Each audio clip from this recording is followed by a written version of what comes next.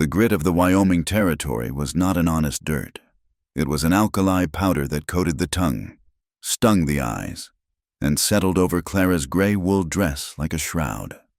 She had been riding for 6 days in the back of a jolting freight wagon, her spine aching, her hands raw from gripping the sideboard. But she held on to the pain as proof she was still moving, still breathing, still on her way to Mr. Gideon. She clutched the letter in her reticule. The paper was soft as old cotton, folded and refolded until the creases were tearing. She did not need to read the words. She knew them by heart. A good life, Clara, a modest home, God-fearing neighbors, and my protection.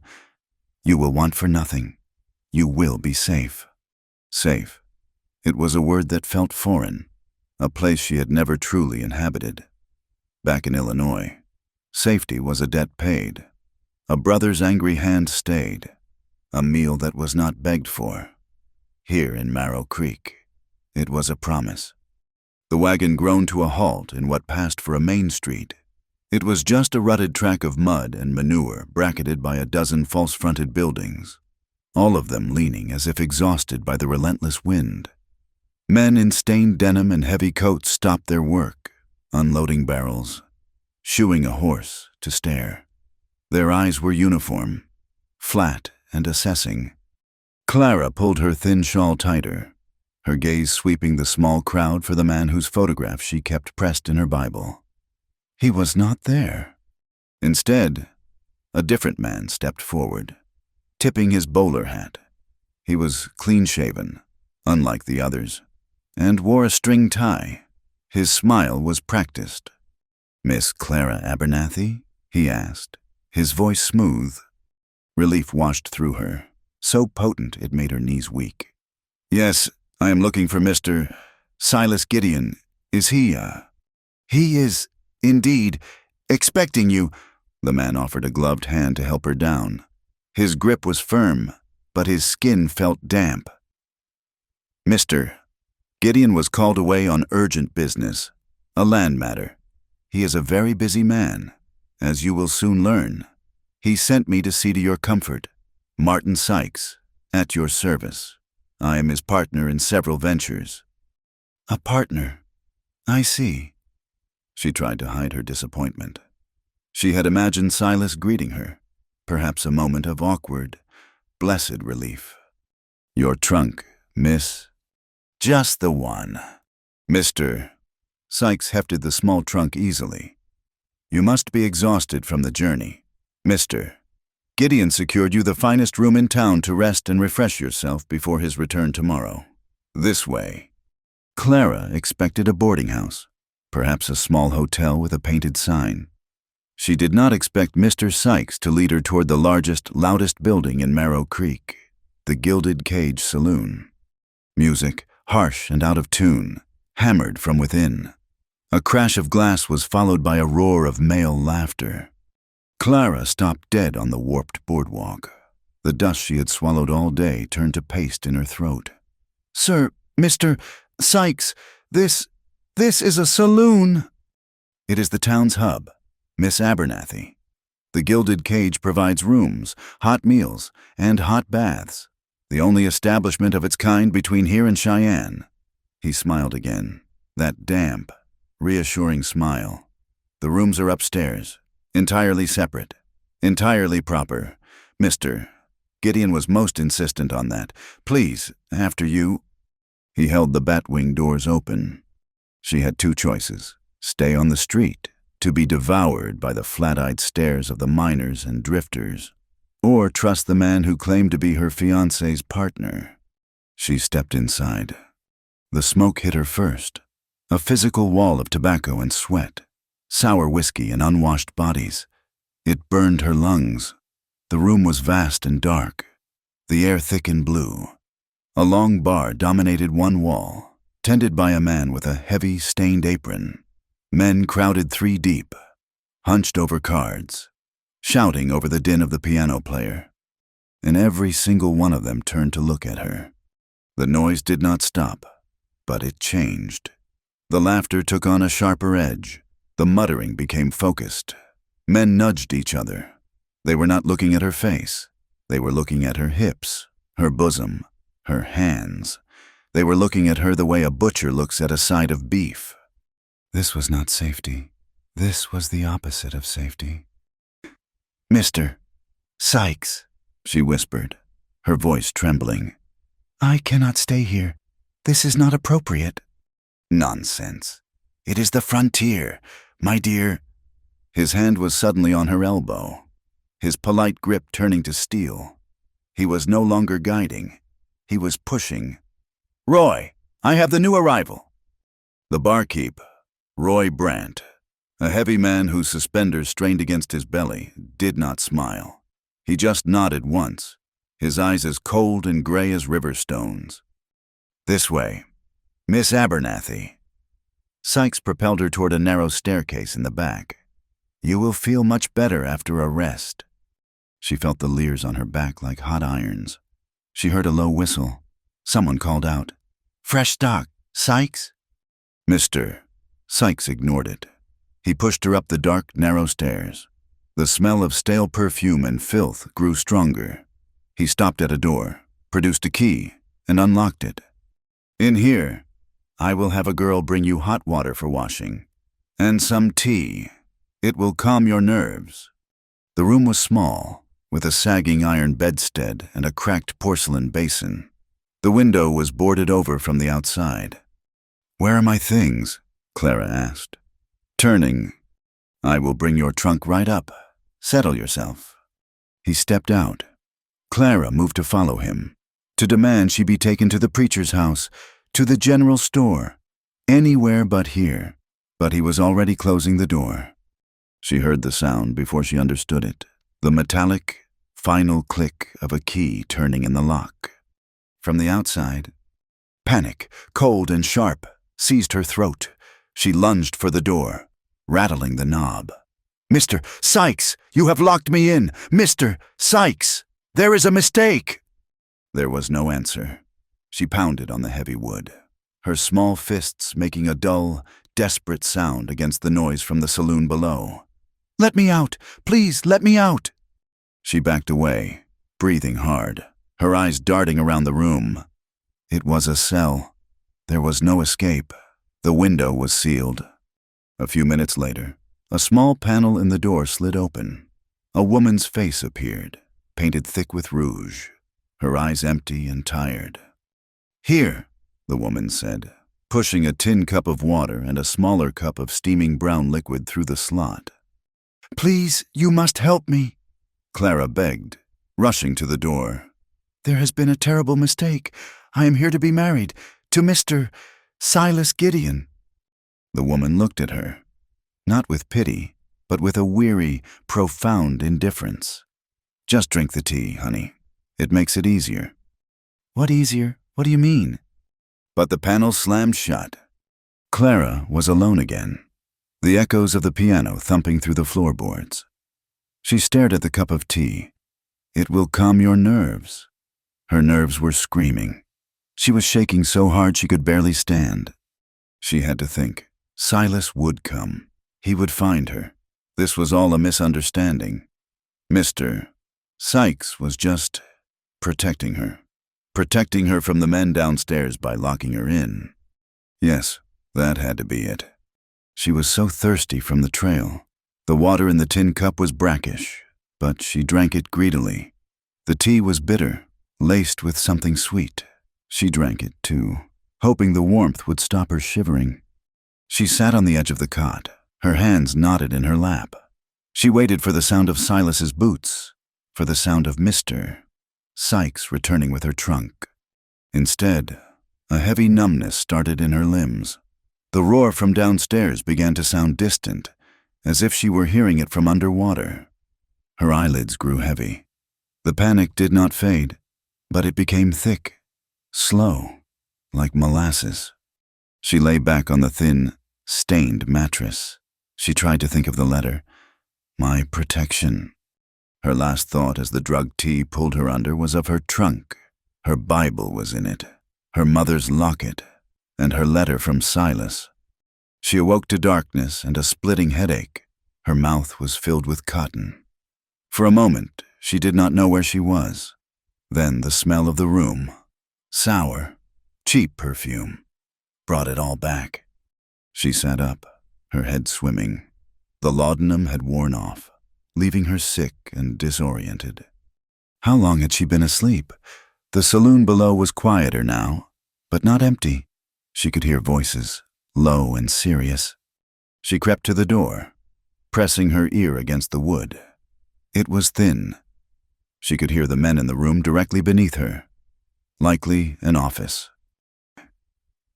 "Finch is already 3 drinks deep," a gravelly voice said.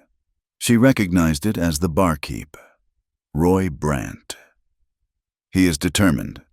He says the last one he got was broken. He breaks them himself, is the problem," another voice replied. "Mr. Sykes. This new one. She is not built for that kind of work. She is a preacher's daughter, for God's sake. That just makes them pay more. Look, I do not care what Finch does with her after the money is on the table. All I know is that letter she came with, the one you took from her bag, is perfect. A real promise of marriage. Makes the whole transaction legal-like." Clara's blood turned to ice. The letter, taken from her bag. A protection contract. Brandt. "That is what we are selling," Sykes said, his voice fussy. "We are not selling her. We are auctioning a contract to protect and employ a destitute woman. It is all above board.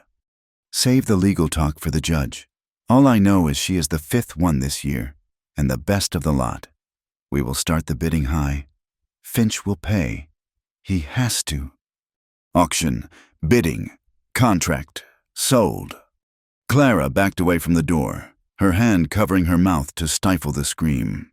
It was a lie. All of it. There was no Silas Gideon. Or if there was, he was a part of this. The letter was a trap. The promise of safety was the bait. She was not a bride. She was property. She scrambled to the boarded window, tearing at the planks with her fingernails. They were nailed fast from the outside. She beat on the door again, screaming now, the sound raw and hopeless in her own ears. No one came. They were letting her exhaust herself.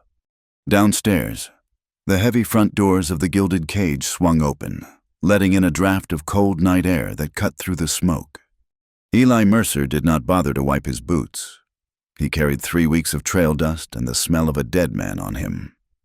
He was not a big man, but he moved with a coiled stillness that made others step aside.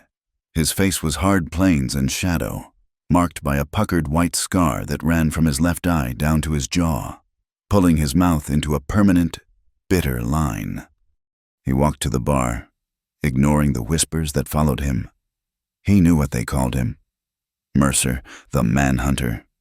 Roy Brandt looked up, his professional smile freezing on his face. "Eli, we were not expecting you." "I have him," Eli said. His voice was a low rasp, accustomed to disuse. He unhooked a heavy, customized gun belt from his saddlebag and dropped it on the wet bar.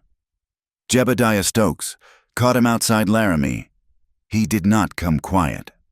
Brandt stared at the belt. "Where is the proof?" "On his horse, out back. You want the body, you can fetch it. I want my money." "Ah." Brandt wiped his hands on his apron, his eyes shifty. "About that, Eli, the bounty. Cash is tight this week. The freight was delayed." Eli's hand did not move from the bar top, but his whole body seemed to darken. "We had a deal. Brandt, $500 for Stokes, dead or alive, and my bar tab cleared." I know, but perhaps we can make another arrangement." Brandt leaned forward, lowering his voice. "Something better than cash." Eli just stared at him. "You know what night it is. Mercer, we have a new piece of opportunity. Upstairs." Brandt grinned, a wet, unpleasant expression. "A real lady. This one. From back east, and Finch wants her." Eli's lip curled over the scar. "I do not trade in flesh. Roy, give me my money." "Hear me out," Brandt said, raising his hands. "Finch is going to get her. You know what he does. The last girl, she did not last the winter. This new one is different, delicate. It is a shame. Not my business. Make it your business, Brant snapped, his patience breaking. Look, I know you. I know you cannot stand Finch. You have a tab here thicker than a Bible. You want it gone? You want the Stokes bounty paid? Fine. Buy the girl. Buy her. And all your debts are clear. 2 for 1. Why? Eli asked, his eyes narrowing. Why would you give me that deal? Because if you buy her, Finch will be furious, but he will not start a war with you. If anyone else buys her, Finch will start a war. And if Finch buys her, well, Brant shrugged. I find I am feeling charitable. Take the deal. Eli, clear your slate. What you do with her after is your concern.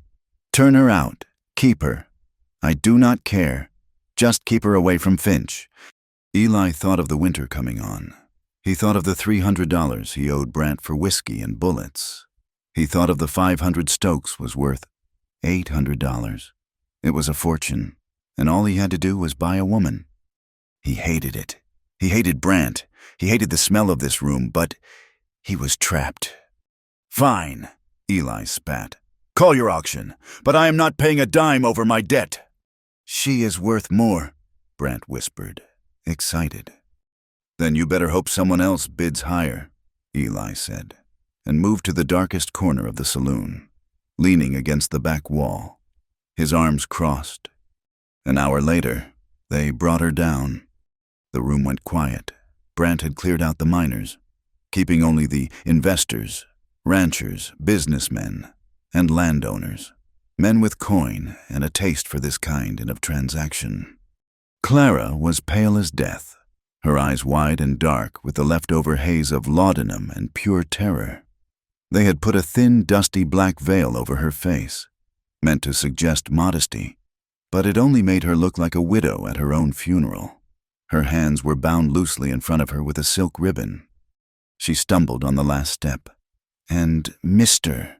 Sykes pushed her forward onto a small, raised platform where the piano player usually sat.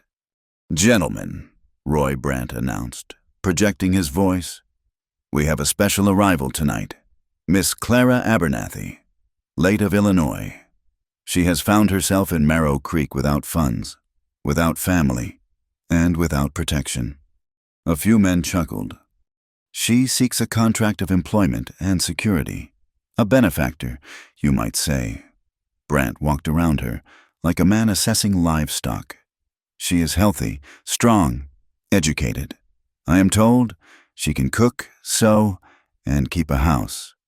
The bidding for her contract will begin at $50. Clara was shaking so violently, her knees were buckling. She stared through the veil, her eyes searching the smoke-filled room. She saw faces, all of them blurred, all of them hungry. 75, called a man in a fancy suit. 100, said a deep, booming voice. Clara's head snapped toward the sound. A man sat near the front, a mountain of a man in a greasy sheepskin coat. He was huge, with a thick red beard and small, cruel eyes.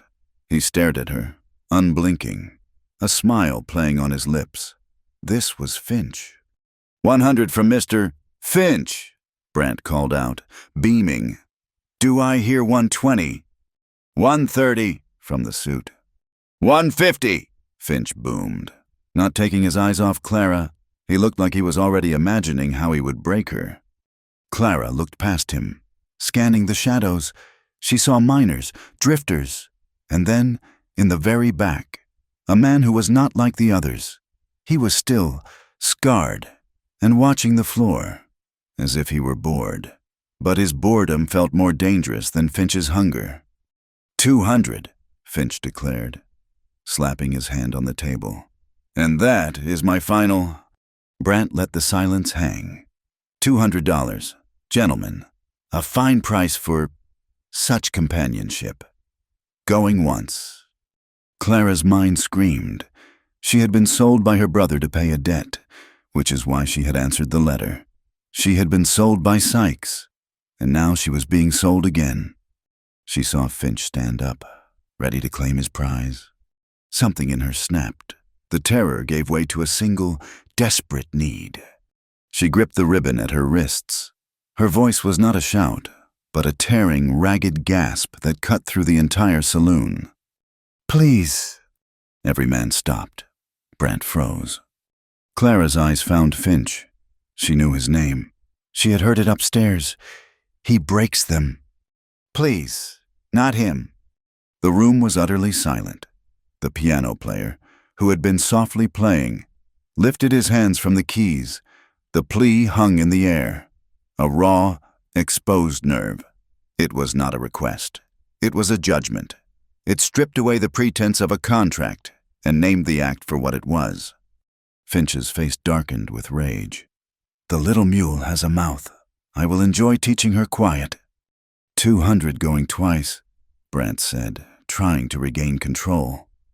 200, and my debt, and the Stokes bounty. The voice came from the back corner. It was flat, cold, and dead. Eli Mercer pushed himself off the wall. Brant stared at him. "Eli, that is over $800. "That is what I have," Eli said, walking forward. He did not look at Clara. He looked at Brant. "That is the bid." Finch spun around. "Mercer, this is not your business. She is mine." "He bid," Brant said, suddenly afraid of both men. "That is the highest bid. 800. Sold to Mr. Mercer." Eli dropped the Stokes bounty poster on the bar. "We are clear, Brant." "We are clear, Eli." Finch took a step toward Eli, his hand dropping to the pistol at his hip. Eli did not even look at him. He just looked at the bound girl on the stage. Finch, seeing the cold emptiness in the bounty hunter's eyes, seeing a man who had nothing left to lose, hesitated. He let his hand fall away. "You will regret this. Mercer, you just bought yourself a corpse." Finch shoved his way through the stunned crowd and kicked the saloon doors open, disappearing into the night. The tension broke. Men started muttering, grabbing their drinks.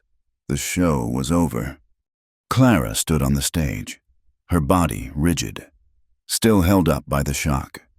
She looked at the scarred man who had just claimed her. He was not her savior. He was just her new owner. Eli walked to the platform. He looked tired.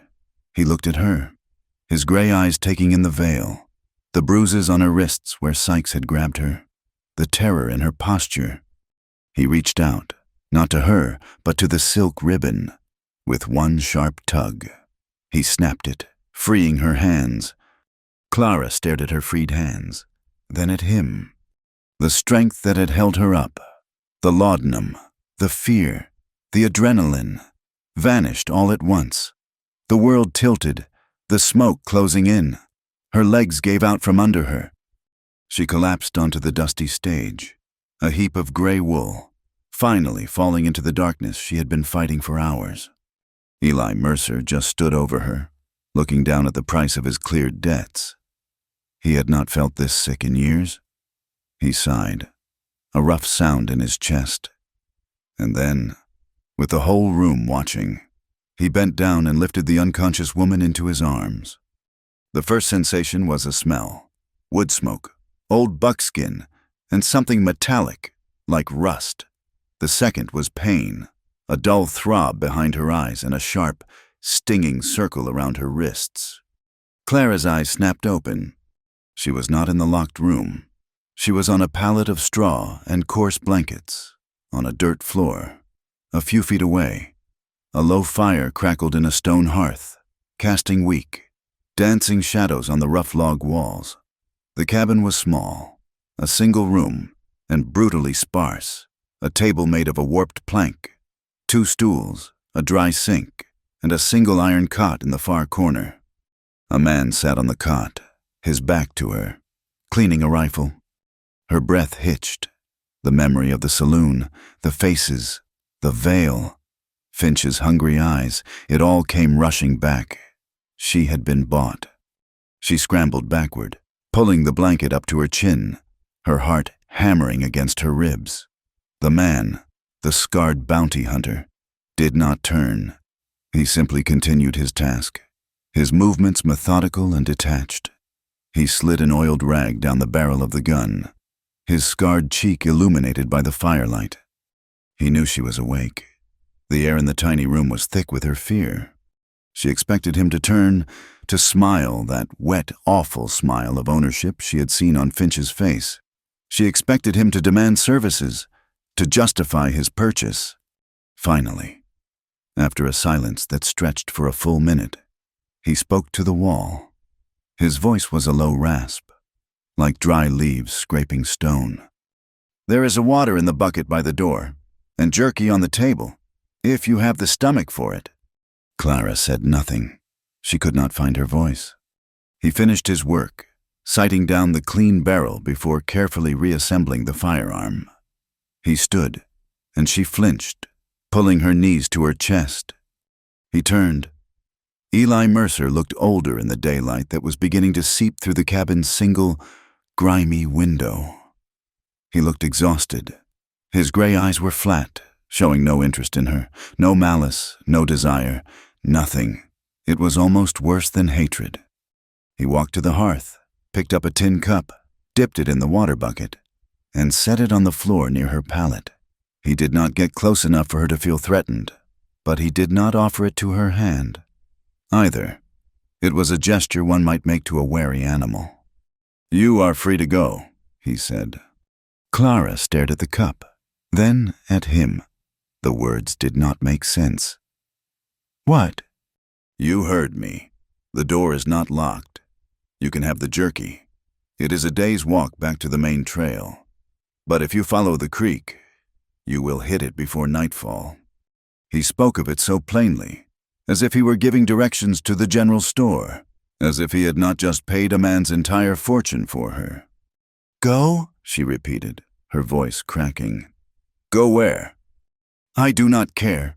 Fort Laramie, Cheyenne, back east. It makes no difference to me. I did not buy you. I was settling a debt." He spat the last word, as if it tasted foul. He turned, putting on his heavy coat. The casualness of his dismissal broke through her terror, replaced by a new, colder panic. He was casting her out. She had seen the way the men in this town looked at her. She knew what awaited a woman alone, a woman who had just been publicly auctioned. "I cannot," she whispered. Eli paused, his hand on the door latch. "That is not my concern." "I have no money," she said, her voice rising, gaining a desperate strength. "I have no food. The man, Mr. Sykes, he took my reticule, my locket, my Bible, the letter. He took everything. What little coin I had is gone. I have this dress, this one dress, and a pair of worn-out boots. Where am I to go? Mr. Mercer?" He looked back at her, his expression hard. "Find work. At the trading post, the laundry. I told you, it is not my concern." "Work?" She nearly laughed, a hysterical, broken sound. "You were there. You heard them. You saw what they think I am. Who in Marrow Creek will give me a job? They will give me a corner in a barn, and they will expect me to pay for it in the same way you just did. You did not free me. You just turned me out." He stared at her for a long time. The scar on his cheek seemed to deepen. He saw the truth in her words. He had cleared his debt, but in doing so, he had finalized her ruin. He had taken her from Finch, but he was now offering her to the wilderness, or to any other man who might find her on the road. "I am not a charitable man, miss," he said, his voice low. "I am not asking for charity," she cried, shoving the blanket aside and standing. Though her legs were weak, the bruises on her wrists were dark and ugly. I do not know what I'm asking for, but I will not be put out on the trail to be found by Mr. Finch or men like him. You bought me. You owe me protection. That was the contract, was it not?" She threw his own logic, Brant's logic, back at him. Eli's hand tightened on the latch. He looked at her, truly looked at her. She was small, pale, and trembling, but her eyes were defiant. She was not begging, she was reasoning. In the last court of appeals she had, "Stay or go. It is your choice," he said finally, his voice rough. "But I am not your keeper. You stay here. You stay out of my way. I owe you nothing. I have business to attend to." He opened the door and was gone, letting in a blast of bitter November air that made the fire sputter.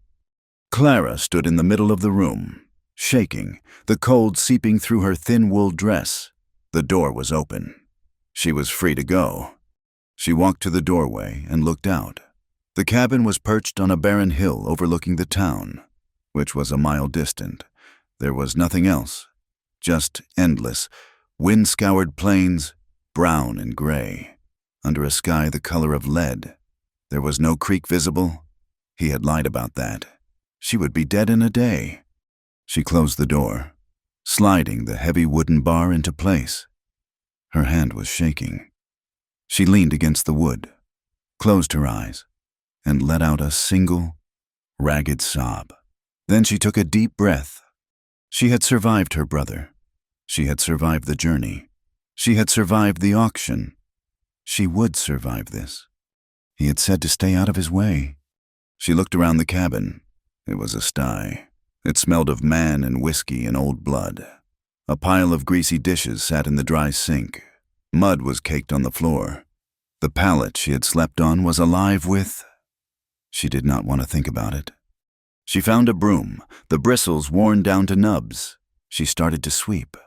She found a rough bar of lye soap. She heated water from the barrel over the fire and began to scrub the dishes.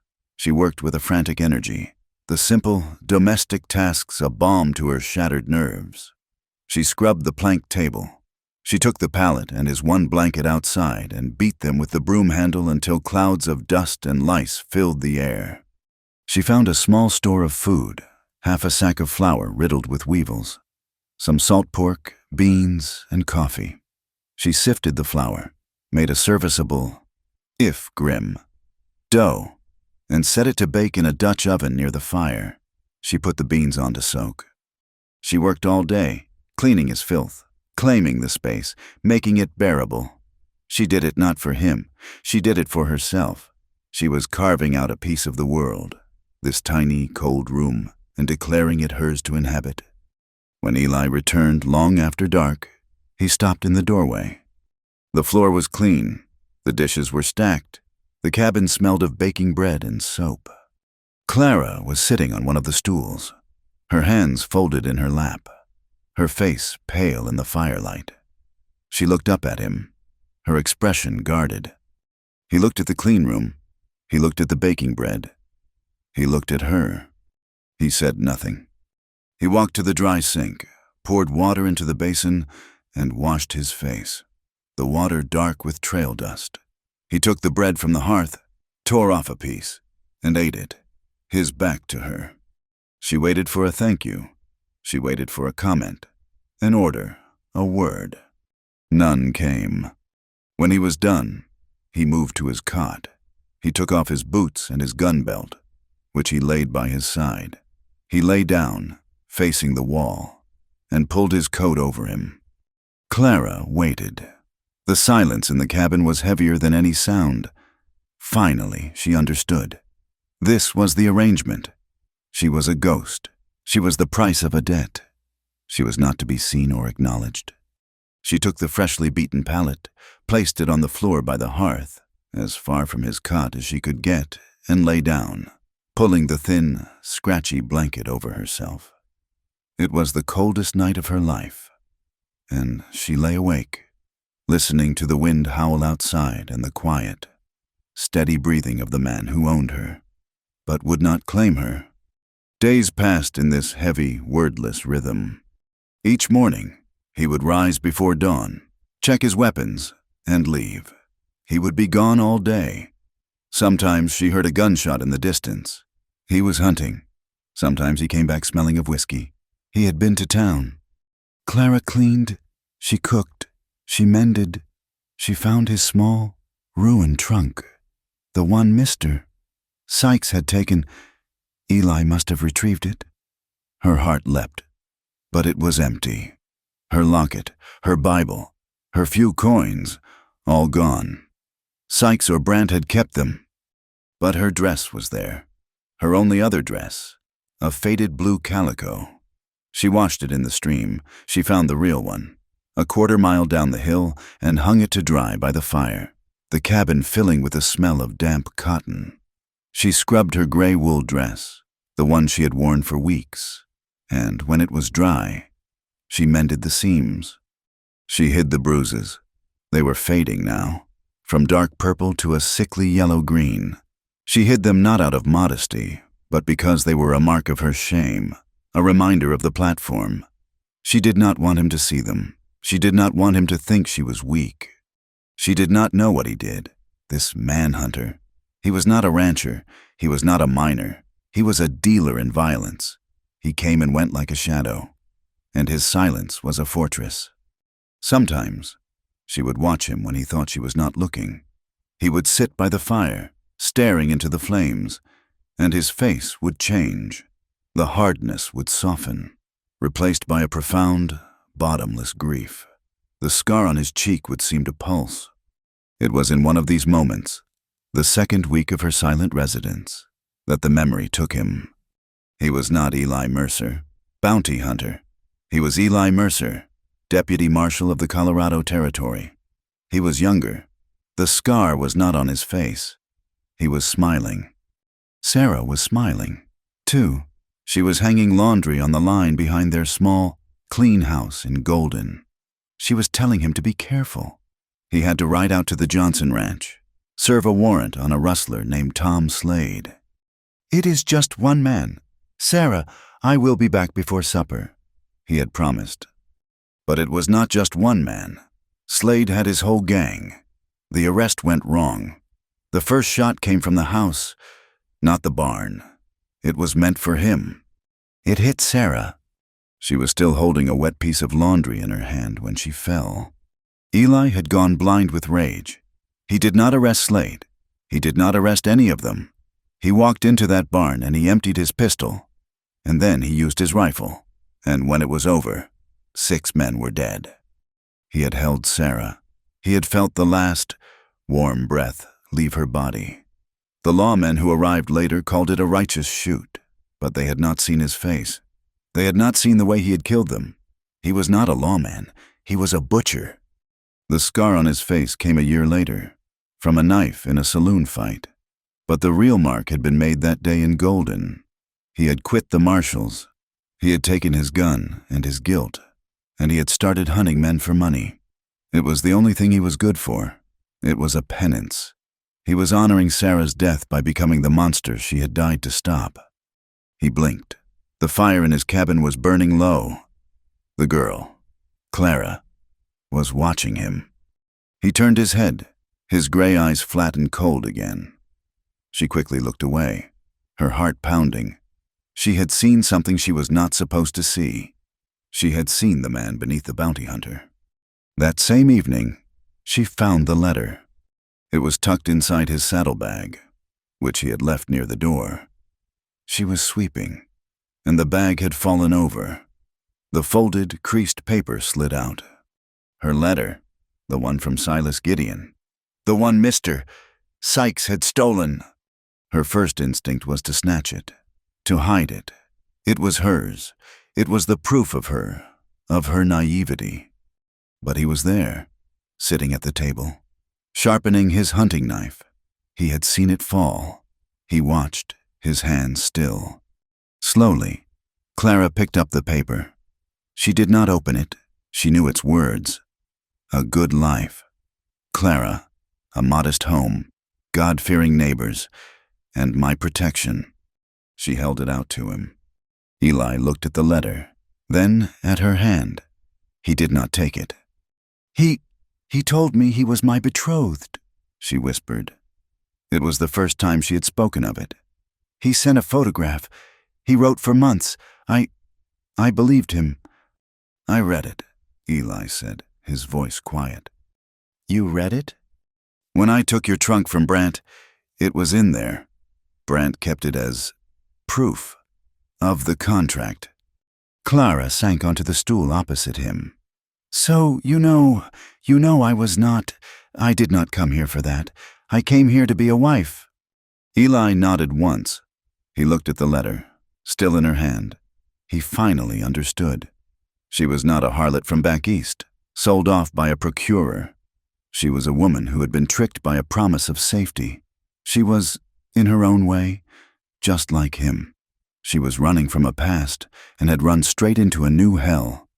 He looked away from her, toward the fire, his jaw tightening. His silence, which had been a wall, now felt different. It felt like shame.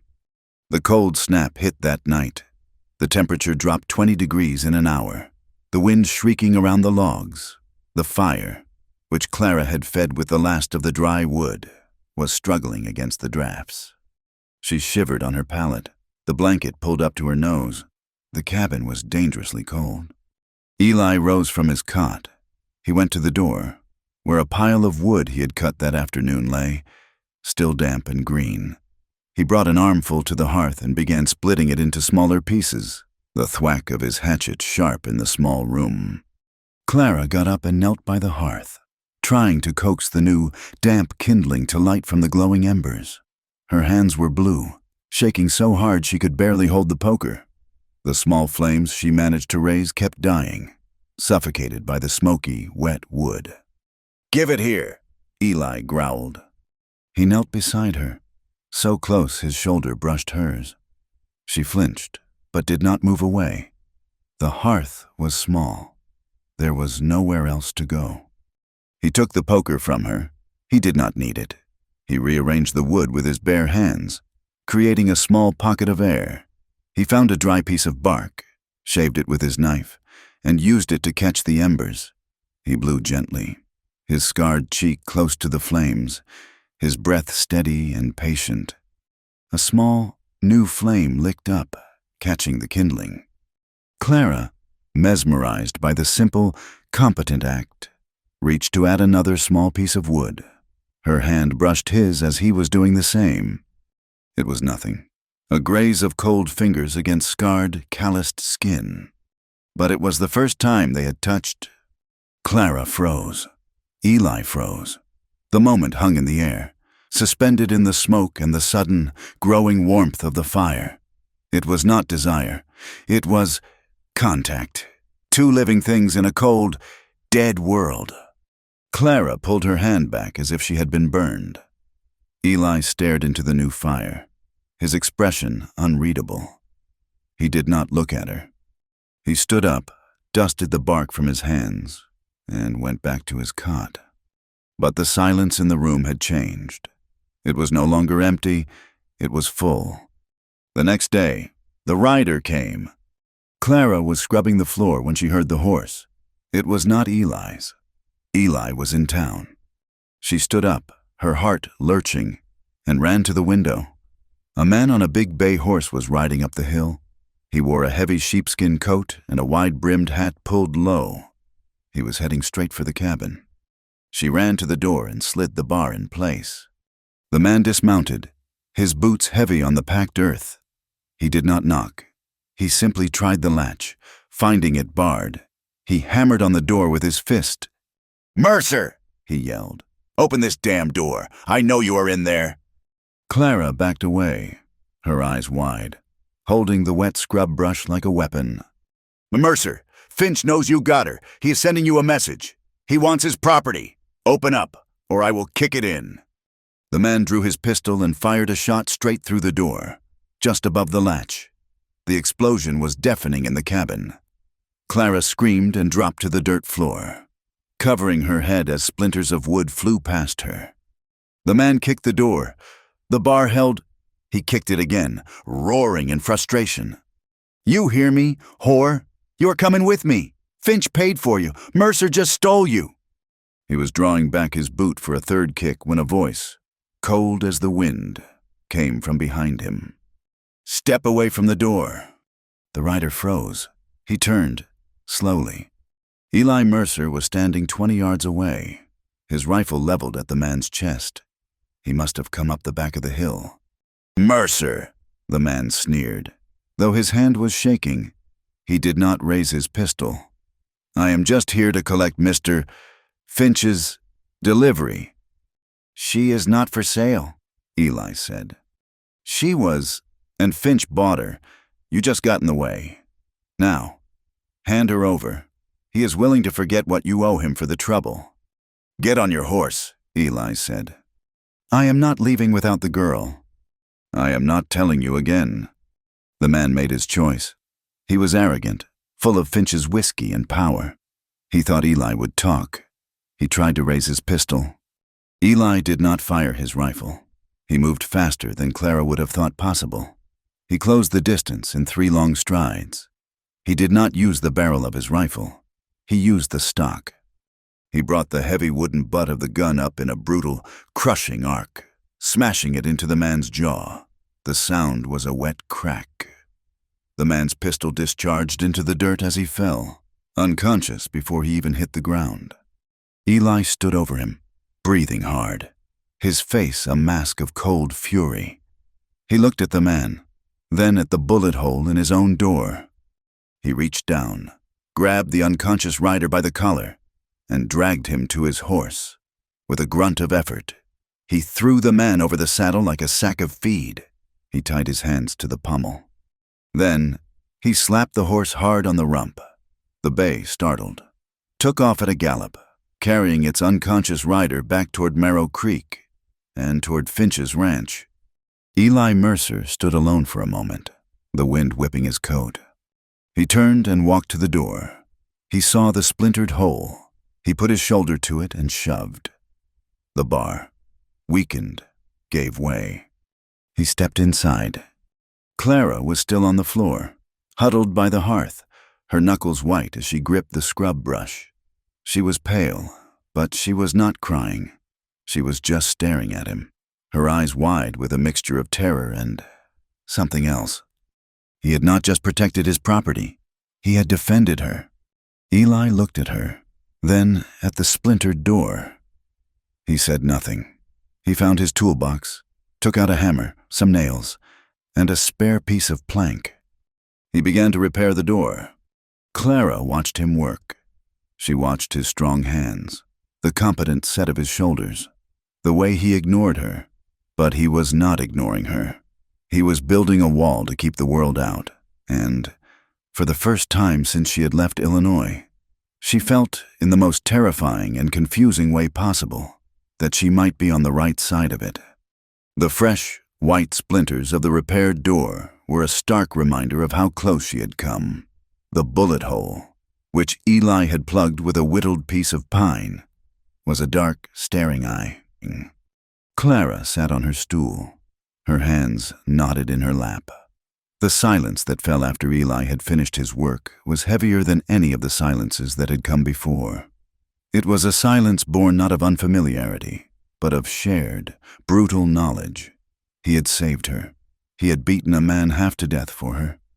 She was the one who spoke first, her voice a dry whisper.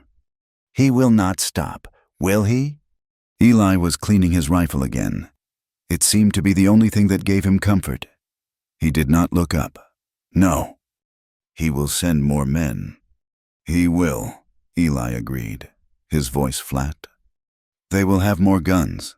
They might—" She could not finish the sentence. "They might kill you." He finally stopped, laying the oiled rag down.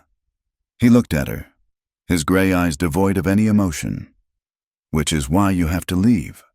She had expected him to say, "we." The word "you" struck her like a slap. "Leave?" "I have one horse. She is fast. There is jerky and a full sack of flour. You take it. You ride north. Follow the ridge for 2 days and you will hit the trail to Fort Laramie. There is a garrison there. You will be safe." He stood and went to his cot, pulling a small leather pouch from beneath it. He tossed it onto the table. It landed with a heavy, metallic clink. "There is $40 in there. It is all I have. It is enough to get you passage on a stagecoach back east, if that is what you want." Clara stared at the pouch, then at him. He was dismissing her. After everything, he was casting her out. The terror of the previous night was instantly eclipsed by a cold, hollowing dread. "You are sending me away?" "I am freeing you," he corrected, his voice sharp. "This is what you wanted. You wanted protection. I cannot protect you. Not from Finch. Not here. This cabin is a tinderbox. The town is bought by him. You stay here. You will end up in his bed, or in the ground, and me with you. Take the horse and the money." She stood up, her legs shaking. "And go where? Fort Laramie? A fort full of soldiers? What do you think happens to a woman who arrives alone, with no name and no family? At a military outpost? Do you think they give me a medal? Or do you think they give me a cot in the laundry tent? And the men. The men take their turns." "It is better than Finch," he said, his voice hard. "Is it?" she cried, the words tearing out of her. "Is it Mr. Mercer? Or is it just a slower death?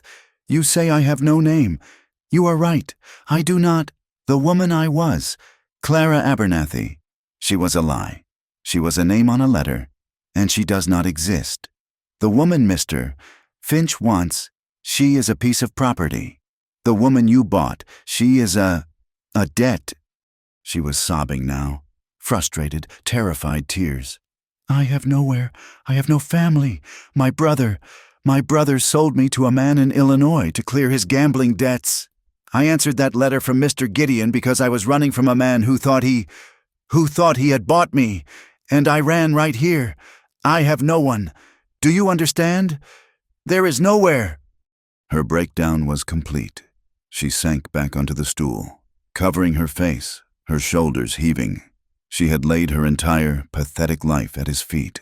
She was nothing, a piece of driftwood, tossed from one man to another. Eli stood frozen. He watched her cry, his jaw working, the scar on his cheek pulling tight. He had seen men die. He had seen women grieve, but this raw, absolute emptiness. It struck a chord in him he had thought long dead. He had wanted her gone. It was simpler. He could not be responsible for her. He could not risk his own life for her. But hearing her story, seeing her utter desolation, he knew he had miscalculated. He had not bought a woman. He had bought a soul. I did not know," he said, his voice rough. She looked up, her face streaked with tears. "Why did you do it? Why did you bid, if you meant to just throw me to the wolves? Why not let Mr. Finch have me from the start? Why? Why did you stop him?" The question hung in the air. He owed her an answer.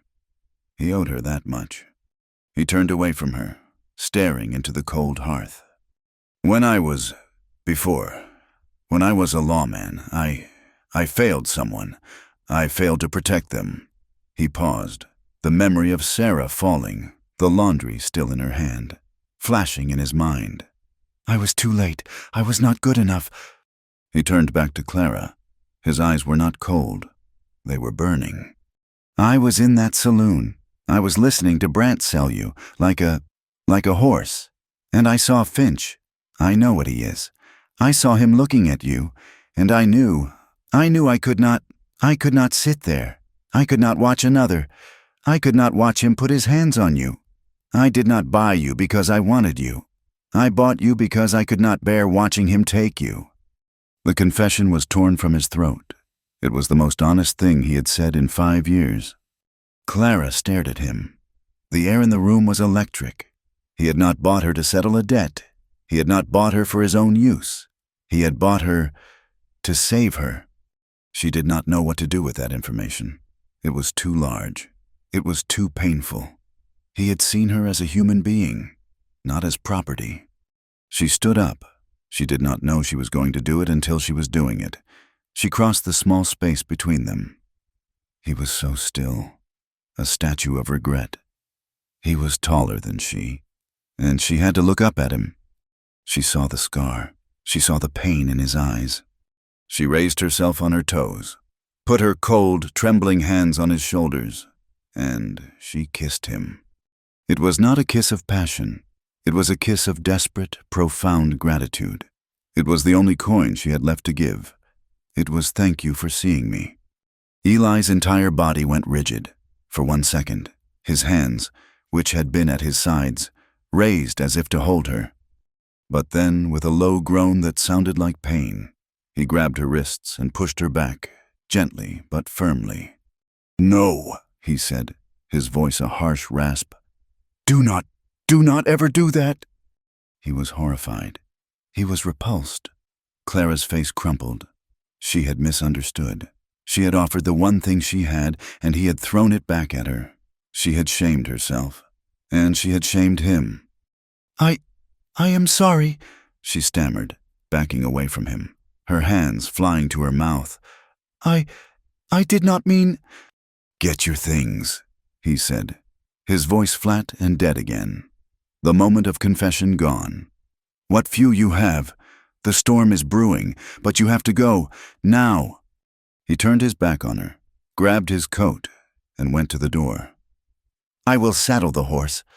He left. Clara stood alone in the cabin, the imprint of his fingers on her wrists, the shame burning her face. He was right. She had to go. She could not stay here, a burden, a reminder of what she had done. But she would not take his horse. She would not take his money. She would not be a thief on top of everything else. She waited. She heard him outside, calming the horse, saddling it, strapping the bags of flour and jerky to its back. She heard him call her name. "Clara, the horse is ready." She did not answer. She heard his heavy sigh. "I am leaving her tied. You take her and you ride north. Do you hear me? North. Do not stop." She heard his footsteps move away, heading toward the town. He was leaving her. He was giving her the chance to flee without him having to watch. She waited until his form was a small speck, disappearing over the rise toward Merrow Creek. Then, she grabbed her thin shawl, put on her worn boots, and opened the door. The wind was howling, a high, thin scream, and the first hard flakes of snow were beginning to drive themselves horizontally across the plains. A blizzard. She looked at the horse, tied to the post, laden with food. It was life. She turned and walked the other way. She did not walk north to Fort Laramie. She walked south, toward the stream, toward the sparse woods. She did not know where she was going. She just knew she could not stay. She was walking to free him. She was walking to disappear. Eli did not go to town. He went to the ridge, his rifle in hand. He was going to watch. He was going to make sure she rode north, that no one from Finch's ranch saw her leave. He would give her a 2-hour lead, then circle back. He lay on the cold stones, the wind cutting into him, and watched his cabin. An hour passed. The snow was beginning to thicken, the world turning a uniform, blurry white. The horse was still tied to the post. A knot of pure, cold dread formed in his stomach. "Damn fool girl," he whispered. He stood up, his coat already white. He ran back to the cabin, the wind tearing at him. He burst inside. "Clara!" The cabin was empty. The money pouch was still on the table. He ran back outside, his eyes scanning the new snow. There, fading fast, a set of small, light footprints.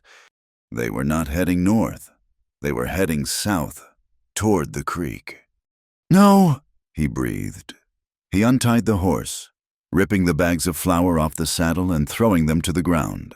He swung himself up and kicked the horse into a desperate run, following the tracks. The blizzard hit with the force of a physical blow. The world was gone. There was only the howling white, the sting of ice on his face, and the ground, which was rapidly disappearing. He lost the tracks, found them, lost them again. He was riding blind, shouting her name into the wind, the sound stolen from his lungs. He followed the slope of the land, guessing his way to the stream. He could not see it, but he could hear it, a faint rushing sound beneath the shriek of the wind. He found her by accident. The horse shied, refusing to go further. Eli dismounted, his boots sinking to his knees in a drift. She was huddled at the base of a frozen cottonwood. Beside the stream, she had fallen, or perhaps she had just given up. She was covered in snow, a small, gray mound, her shawl clutched around her. "Clara!" He grabbed her, shaking her. She was not unconscious, but she was close. Her eyes were open, but dull. Her lips were blue. You left me?" she whispered, her teeth chattering so hard the words were barely intelligible. "You damn fool!" he grunted, the words ripped away by the storm. "You were supposed to take the horse. You were supposed to ride north." "It is your horse," she managed, a single tear freezing on her cheek. "I am so cold." He did not waste any more time. He lifted her. She was light, a bundle of sticks. He threw her over the saddle, mounted behind her, and clamped his body around hers, pulling his coat open to shield her. He turned the horse back into the teeth of the storm, praying the animal could find its way home. It was the longest mile of his life. When they burst back into the cabin, it was already dark, the inside as cold as the outside. He dumped her on the floor by the hearth and went to work. He was a man of the trail. He knew this. He knew the cold. He piled wood on the embers, using his last drop of kerosene to force a blaze. The flames roared to life. Clara was shaking in violent, uncontrollable spasms. Her dress was frozen solid. "We have to get this off," he said, his voice hard. "Professional." She was too weak to protest. He took his knife. He did not bother with the laces. He cut the frozen calico from her, front to back, pulling the stiff, icy fabric away from her skin. She was naked, her skin a mottled, pale blue. He did not pause. He did not look at her as a man looks at a woman. He looked at her as a farrier looks at a lame horse. He saw a life that needed saving. He dragged his own cot in front of the fire. He ripped the blankets from it, shoved her onto the bare canvas, and then piled his blankets, his coat, every piece of fabric in the cabin, on top of her. He knelt beside her. "Your hands. Give me your hands." She could not. He fished them out. They were white and stiff. He began to rub them, hard, brutal, forcing the blood back. Clara screamed. It was a thin, terrible sound. The returning life was a white-hot agony. "You fight," he commanded, his voice a low growl. He did not stop. He rubbed her hands, her arms, her feet, ignoring her cries, forcing warmth back into her. "You do not die. You hear me? You do not die." He held her. He wrapped his own arms around her, under the blankets, pressing his body heat against her back. He held her as she shivered, as she sobbed, as the pain of thawing brought her back from the edge. And then the fever came. The cold had been a shock to her system. By morning, the blizzard had stopped, but she was burning. She was no longer Clara. She was a child, trapped in a nightmare. For 2 days, Eli did not sleep. He sat by the cot, forcing water between her cracked lips. He boiled jerky into a thin, salty broth and made her drink it. He listened. The fever stripped away her defenses, her pride. Her past came pouring out in broken, painful fragments. "Thomas, no, please, he is an old man. Do not make me." "It was not my fault. Mama, I told you, the debt." He said it was my fault, but I did not ask for it. "Sold. He sold me just for a handful of silver. Said I was a bad seed." Eli sat and listened, and the pieces of her life settled into his own. He saw her, a girl blamed for her father's debts, sold by her brother, abused by her mother's grief. He understood, with a terrible, aching clarity, why she had answered a stranger's letter. She was not running to a new life. She was running from an old one. On the 3rd day, the fever broke. She woke to the smell of coffee. The cabin was warm. The world outside the window was a blinding, pristine white. She was on the cot. Eli was sitting in the stool, watching her. He looked as exhausted as she felt. She was wearing his undershirt, a huge, rough wool garment that swallowed her. You saved me," she whispered. Her throat was raw. "I brought you back," he corrected. He handed her a cup of water. "You did the rest." She drank, the water cool and sweet. She felt weak, but clear-headed. And then the shame hit her. I was talking in the fever. I do not know what I said." Eli looked into his coffee cup. "You talked about your brother. Thomas, you talked about a debt." Clara closed her eyes. He knew. He sold me," she whispered, needing to say it clearly, just once. "To one of his creditors. I answered Mr. Gideon's letter. I thought it was the only way out." She waited for his judgment, for the disgust. Eli was quiet for a long time. He took a drink of his coffee. "We all have debts. Clara." He looked up, and his eyes met hers. "I had a wife. Her name was Sarah. She was everything I was not. She was good." He told her. He told her about being a marshal. He told her about the warrant, the gang, the shot that came from the house. "It was meant for me," he said, his voice flat, recycling the old, dead pain. "It hit her. She died on her own laundry line. I watched her die. I was not fast enough. I was not smart enough. I was not there." He did not tell her about the 6 men he had slaughtered in the barn. He just told her the loss. "That is my debt," he finished. "I failed her, so I left. I came here. I hunt men for money. It is what I deserve." Clara lay on the cot, listening. He had traded his confession for hers. He had seen her shame, and he had raised her his own. They sat in silence. The fire crackled. The snow outside muffled the world. They were 2 people in a tiny room at the end of the earth, and they had just shown each other their deepest wounds. That night, she was still too weak to move to her pallet.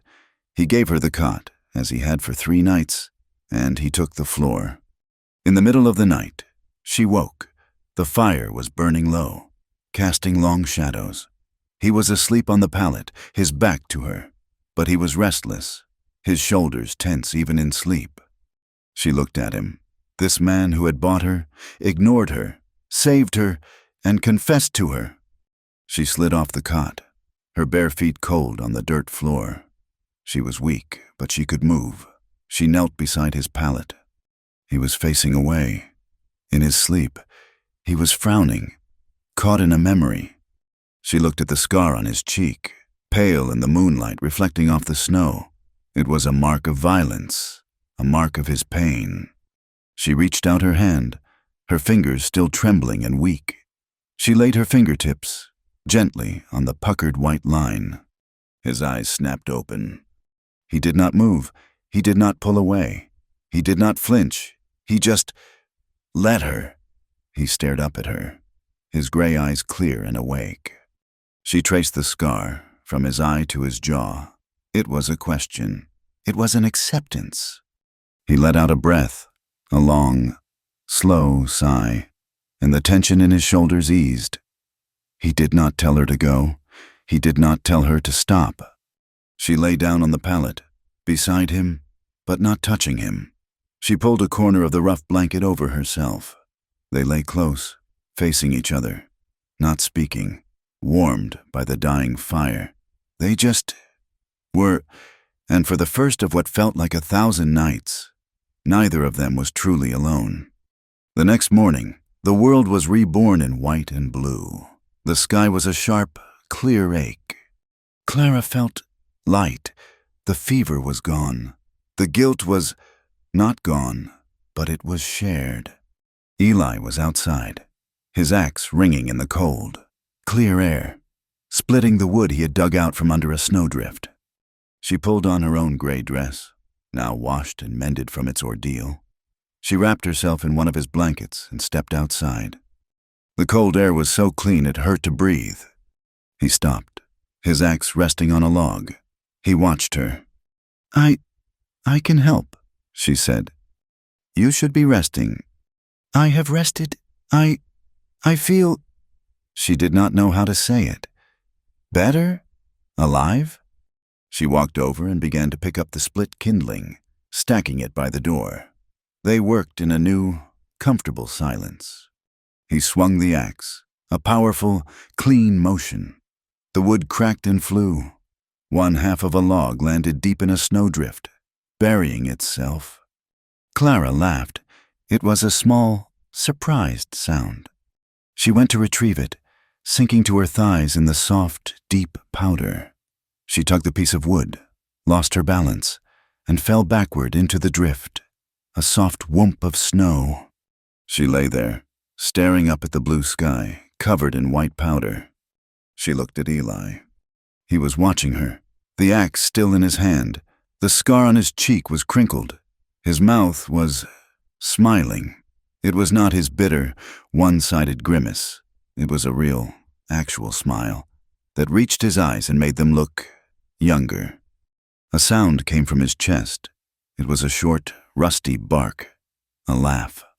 Seeing him laugh, seeing the genuine light in his face, Clara began to laugh, too. It was not a small laugh. It was a great, gulping, sobbing laugh of pure, unadulterated relief. She laughed until her stomach hurt, lying in the snow. And Eli Mercer, the manhunter, stood over her, his axe in his hand, and he laughed with her. The laughter in the snow was a fragile thing, a brief thaw in the long winter of their lives. It did not last, but it left the ground softer beneath their feet. In the weeks that followed, the silence in the cabin changed again. It was no longer a wall of shame or a truce line of shared trauma. It became a space they inhabited together. They spoke, not of the past, not of their wounds, but of the small, immediate things that made up a day. The wood is damp. The wind is shifting south. "I need to patch this flour sack." They were small, practical words, but they were a bridge. Eli taught her how to set a snare for rabbits, his large, scarred hands guiding her small, cold ones on the wire. She taught him how to make the gritty flour bake into something softer, using melted snow and a little extra salt. They moved around each other in the tiny space, a careful, respectful choreography. No longer two prisoners, but two partners in the simple, brutal act of survival. Then, one night, they woke to a new light. It was not the moon. It was a hellish, dancing orange that filled their one window. Eli was on his feet in an instant, pulling his trousers on, his gun belt in his hand. "Stay here," he commanded, and the old, hard voice was back. "Bar the door behind me." He was gone before she could argue. Clara scrambled to the window, her heart a cold knot in her chest. From their hill, they could see Marrow Creek clearly. The center of the town was ablaze. It was the gilded cage. The saloon was engulfed in flames, a roaring inferno that spat embers into the black sky. The silhouette of the false front toppled inward, consumed by the fire. Eli did not go to town. He went to the ridge, the same one he had watched her from. He lay flat, his rifle resting on the rocks, scanning the perimeter of their own land. He was not watching the fire. He was watching for who the fire might send. He returned 2 hours later, just as the sky was turning a sick, gray-yellow. The smell of ash was heavy in the air, even on their hill. Clara had coffee boiling. She said nothing as he entered, her eyes asking the question. "It is gone," he said, pouring a cup, his hands black with soot he must have picked up from the ridge. "Burned to the foundation." "How?"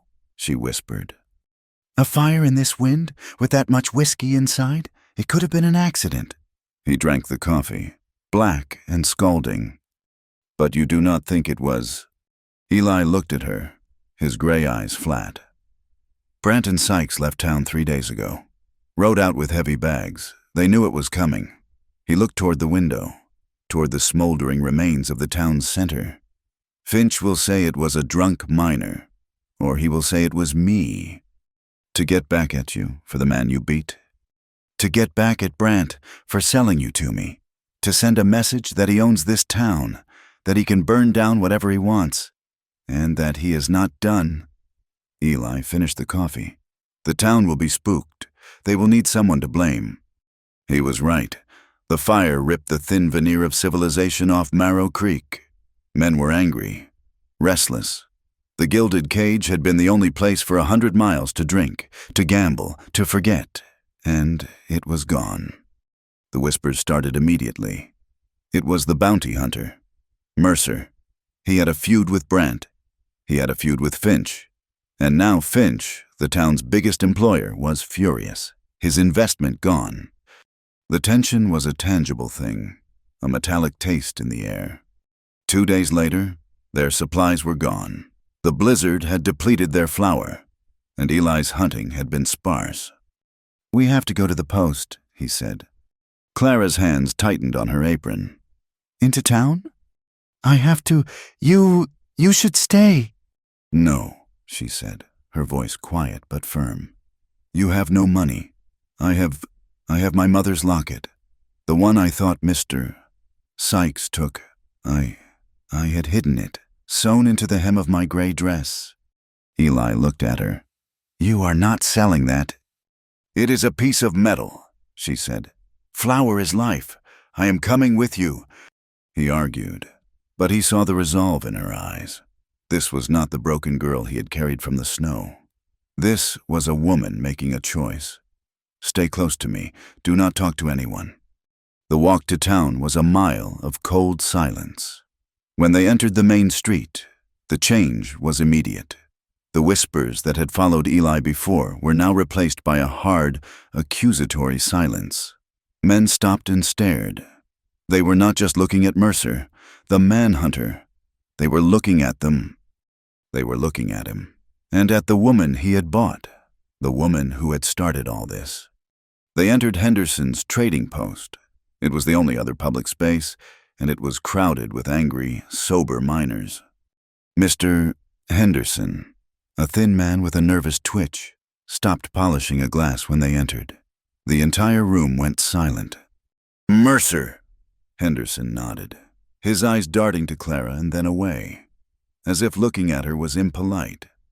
"Henderson," Eli said, his voice calm. "Need flour, coffee, salt." As Henderson moved to measure the flour, a woman at the far counter turned. She was matronly, dressed in dark, respectable wool. Mrs. Davies, the blacksmith's wife. She looked at Clara, her face twisted with a righteous, bitter fury. "So this is it."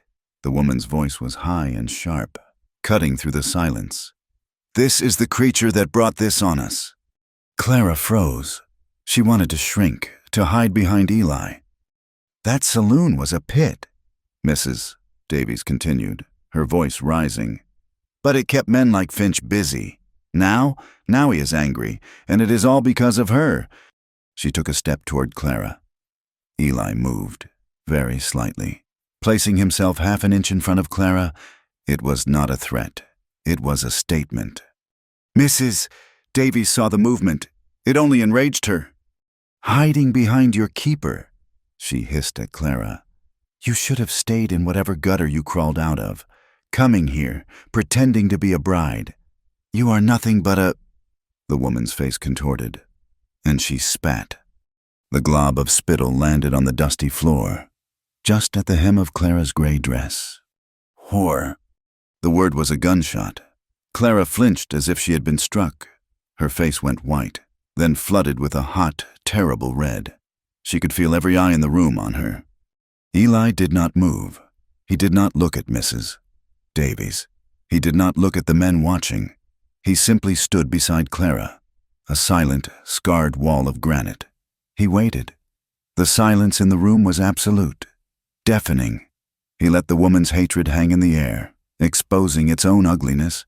He met no one's gaze, and in doing so, he challenged everyone. Mrs. Davies, who had expected a reaction, a cringe from Clara, a threat from Eli, was left standing alone in her own poison. Her righteous anger sputtered, turning into a flushed, awkward shame. Eli turned his head, his voice perfectly level, not a ripple of emotion in it. We will take a side of bacon, too, Henderson, if you have it. The simple, domestic request broke the spell. Henderson, sweating, hurried to cut the bacon. Mrs. Davies, defeated by the silence, gathered her things and scurried out of the store, refusing to look at anyone. Eli paid for the goods with the small coins he had, as he was counting them out. Clara saw a sign, handwritten on a piece of card. Help wanted, laundry, no Chinaman. She stepped forward. Eli put a hand on her arm. She shook it off. Mr. Henderson, she said, her voice shaky but clear. Henderson looked at her, surprised she could speak. The sign, for the laundry, I can work, I am strong. Clara, no, Eli said, his voice low. Mr. Henderson, she repeated, ignoring Eli. I will work for supplies. I do not need coin. I can wash. I can mend. Henderson looked from her to Eli, the twitch in his cheek working overtime.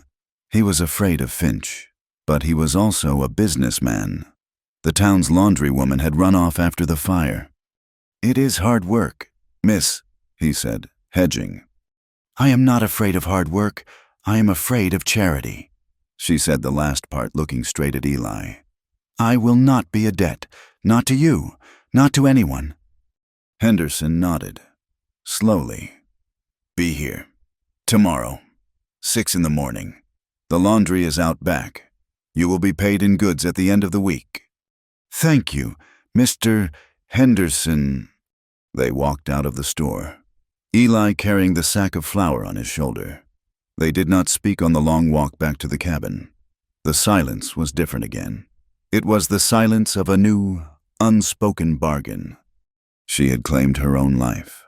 She began her work every morning before dawn. She would walk the mile to town, her hands wrapped in rags against the cold. She would spend 10 hours in the steaming lean-to shed behind the trading post, her hands raw and red, plunged in scalding, lye-heavy water. She washed the filth of the miners, the dirt of the ranchers, the unnameable stains of a frontier town. And Eli went back to he hunted men. He needed money. The locket Clara had offered was still tucked in his pocket. He would not let her sell it. So he took a bounty, a hard one, a pair of stagecoach robbers holed up in the canyons. He was gone for 3 days. Clara stayed in the cabin alone. She was terrified. She barred the door and sat with Eli's spare rifle in her lap, listening to every scrape of wind, every hoot of an owl. She did not sleep. She just worked and waited. He came back on the 3rd night, well after midnight. She was dozing on her stool, the rifle across her knees. When the door opened, she snapped awake, raising the gun, her heart in her throat. It is me, his voice rasped. He stumbled in. He did not look like the man who had left. He was caked in mud and half-frozen blood. He was holding his left side, and his face was a pale, grayish color under the grime. Eli, she breathed, setting the rifle down. Just a scratch, he grunted, but his legs gave out, and he slid down the wall, leaving a dark smear. She was at his side in an instant. It was not a scratch. His heavy coat was soaked. She pulled it open. His shirt was a ruined, dark mess. The cut, she ordered. The panic she had felt was gone, replaced by the same cold competence he had shown when he saved her from the blizzard. I am fine, he hissed, but she was already half lifting him. You are bleeding. Eli, now, move! She got him to the cot and, with a strength she did not know she possessed, pushed him down onto it. She lit 2 more lanterns, bathing the room in a bright, clean light. She got the water, the whiskey, and her mending kit. "This will hurt," she said. "Just get on with it." She took his knife and cut the shirt away. Her breath hitched. It was not a bullet hole. It was a knife wound. A long, deep gash that ran from his ribs almost to his spine. It was stitched, poorly, with what looked like fishing line, but the stitches had torn, and it was bleeding freely. "One of them," he whispered, his eyes closed. "Got me before it was over." "You have to be still." She took out the fishing line with her small scissors. He did not make a sound, but his entire body went rigid, his knuckles white where he gripped the blanket. She cleaned it. She poured whiskey straight into the wound. He let out a strangled, breathless sound, but he did not move. His blood was dark on her hands, on her apron. She washed him carefully, gently, her fingers tracing the hard muscle of his back, the plane of his ribs. This was not like touching his scar. This was an inventory of the man himself. She felt his life, warm and wet, on her skin. He was so strong, yet here he was, bleeding out under her hands. She stitched the wound. Her needle was small, her thread fine. She made small, neat, tight stitches, the kind she'd used to mend a torn seam. Her hands did not shake. He was breathing in short, harsh gasps. The whiskey and the blood loss were making him lightheaded. When she was done, she bandaged him with strips of a clean flour sack. You are good at that," he slurred. "I mended my brother's clothes," she said, her voice quiet. "He was hard on them." She began to wash the blood from his back, from his side. Her touch was no longer clinical. It was gentle. She washed away the grime of his trade, the death he carried. He was just a man. He was just Eli. He turned, slowly, hissing at the pull on the stitches. He was lying on his back, looking up at her. The lanterns cast a golden light on her face. She looked tired, and beautiful, and strong. He saw the woman who had spat at her, the woman who worked for 10 hours a day, the woman who had sat for 3 nights with his rifle. He reached up, his hand grimy, his fingers calloused. He laid it against her cheek. Clara froze. His touch was rough, but it was electric. "Clara," he whispered. It was the first time he had said her name with such softness. He did not pull her down. He just looked at her, and she, in that moment, made a choice. She leaned into his hand. She kissed him. It was not the desperate, grateful kiss of a girl saved. It was the kiss of a woman who knew what she wanted. It was slow and deep, and it tasted of blood and whiskey and smoke. He responded. His other hand came up, tangling in her hair, pulling her down. It was not gentle. It was raw. It was a lifetime of loneliness, of guilt, of Sarah, of pain, all of it pouring out of him. He was a dam breaking. She was the flood. It was not planned. It was not delicate. It was an explosion. It was 2 people who had been stripped of everything, left with only their bodies and their wounds, and they were colliding in the dark. He pulled her onto the cot, his mouth finding her neck, her throat. She fumbled with the buttons of her dress, her hands as desperate as his. This was not about love, not the kind in books. It was about life. It was a raw, furious, unplanned act of defiance against Finch, against the town, against the death that seemed to surround them. They made love in the flickering light of the lanterns, on the narrow cot, to the sound of the wind. It was frantic and clumsy and painful and perfect. It was the only truth they had left. Afterward, they lay tangled. The room suddenly, profoundly silent. The lanterns were burning low. Clara was pressed against his good side, her head on his shoulder. His arm, the one that was not wounded, clamped around her waist as if she were a life raft. And then the panic hit her. She had just given herself to a man who had not asked, a man who had bought her, a man who... What was he? She had made a terrible mistake. She had offered herself up, just as Mrs. Davies had accused. She had just proven them all right. She began to tremble. I should go, she whispered, trying to pull away, to find the safety of her own palate. I am sorry. Your side, I did not mean... He did not let her go. His arm tightened. It was a painful, iron grip. Eli, please, she sobbed, the shame washing over her. Do not, he whispered, his voice a rough growl in her ear. Do not move! He did not regret it. He was not disgusted. He was holding on.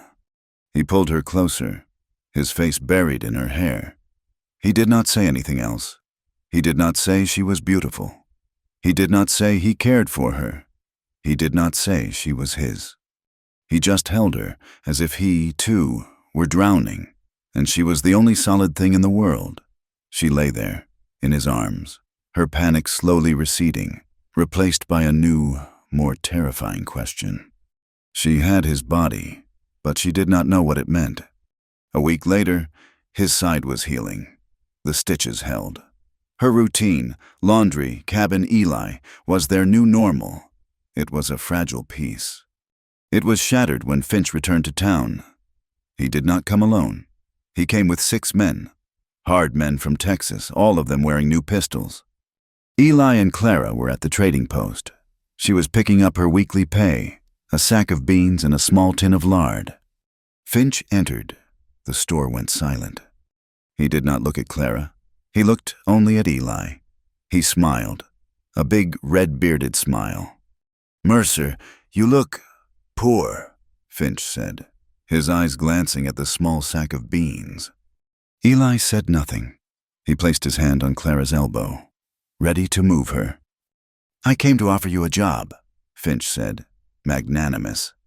Word is, the Jennings brothers are holed up in the pass. 3 of them. Robbed the Cheyenne stage. There is a $500 bounty on them, dead or alive. Eli's eyes narrowed. $500 was a fortune. It was freedom. It was his old life. I know where they are, Finch said, leaning on the counter.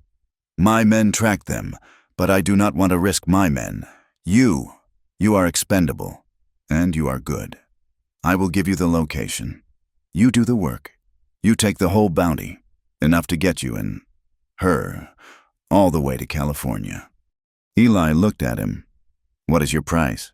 Finch. My price? Finch laughed. It is simple. You ride out, today. You go get your money. You prove you are still the manhunter and not just a nursemaid. He finally looked at Clara, his eyes slimy. You ride out, and you leave her. The air was sucked from the room. It was the choice. Clara's heart stopped. She looked at Eli. She saw the calculation in his eyes. $500. A new life. A way out. All he had talked to was what he had always done. All he had to do was leave her. Eli looked at Finch. He looked at the hard-eyed men with him. He looked at Clara, who was watching him, her face pale, her eyes wide, expecting to be abandoned. He turned back to Finch. His voice was quiet, but it filled the small store. No. Finch's smile did not falter, but his eyes went dead. That is a mistake. Mercer, a man cannot stop being what he is. You are a killer. You are not a husband. He nodded to his men. We will be seeing you. They left. Eli grabbed Clara's arm. Get your things from the laundry. We are going now. Where? Just move. She grabbed her shawl. They ran from the store. They did not head to the cabin. Eli was pulling her toward the stables. They were halfway there when they heard the shot. It was not a pistol shot.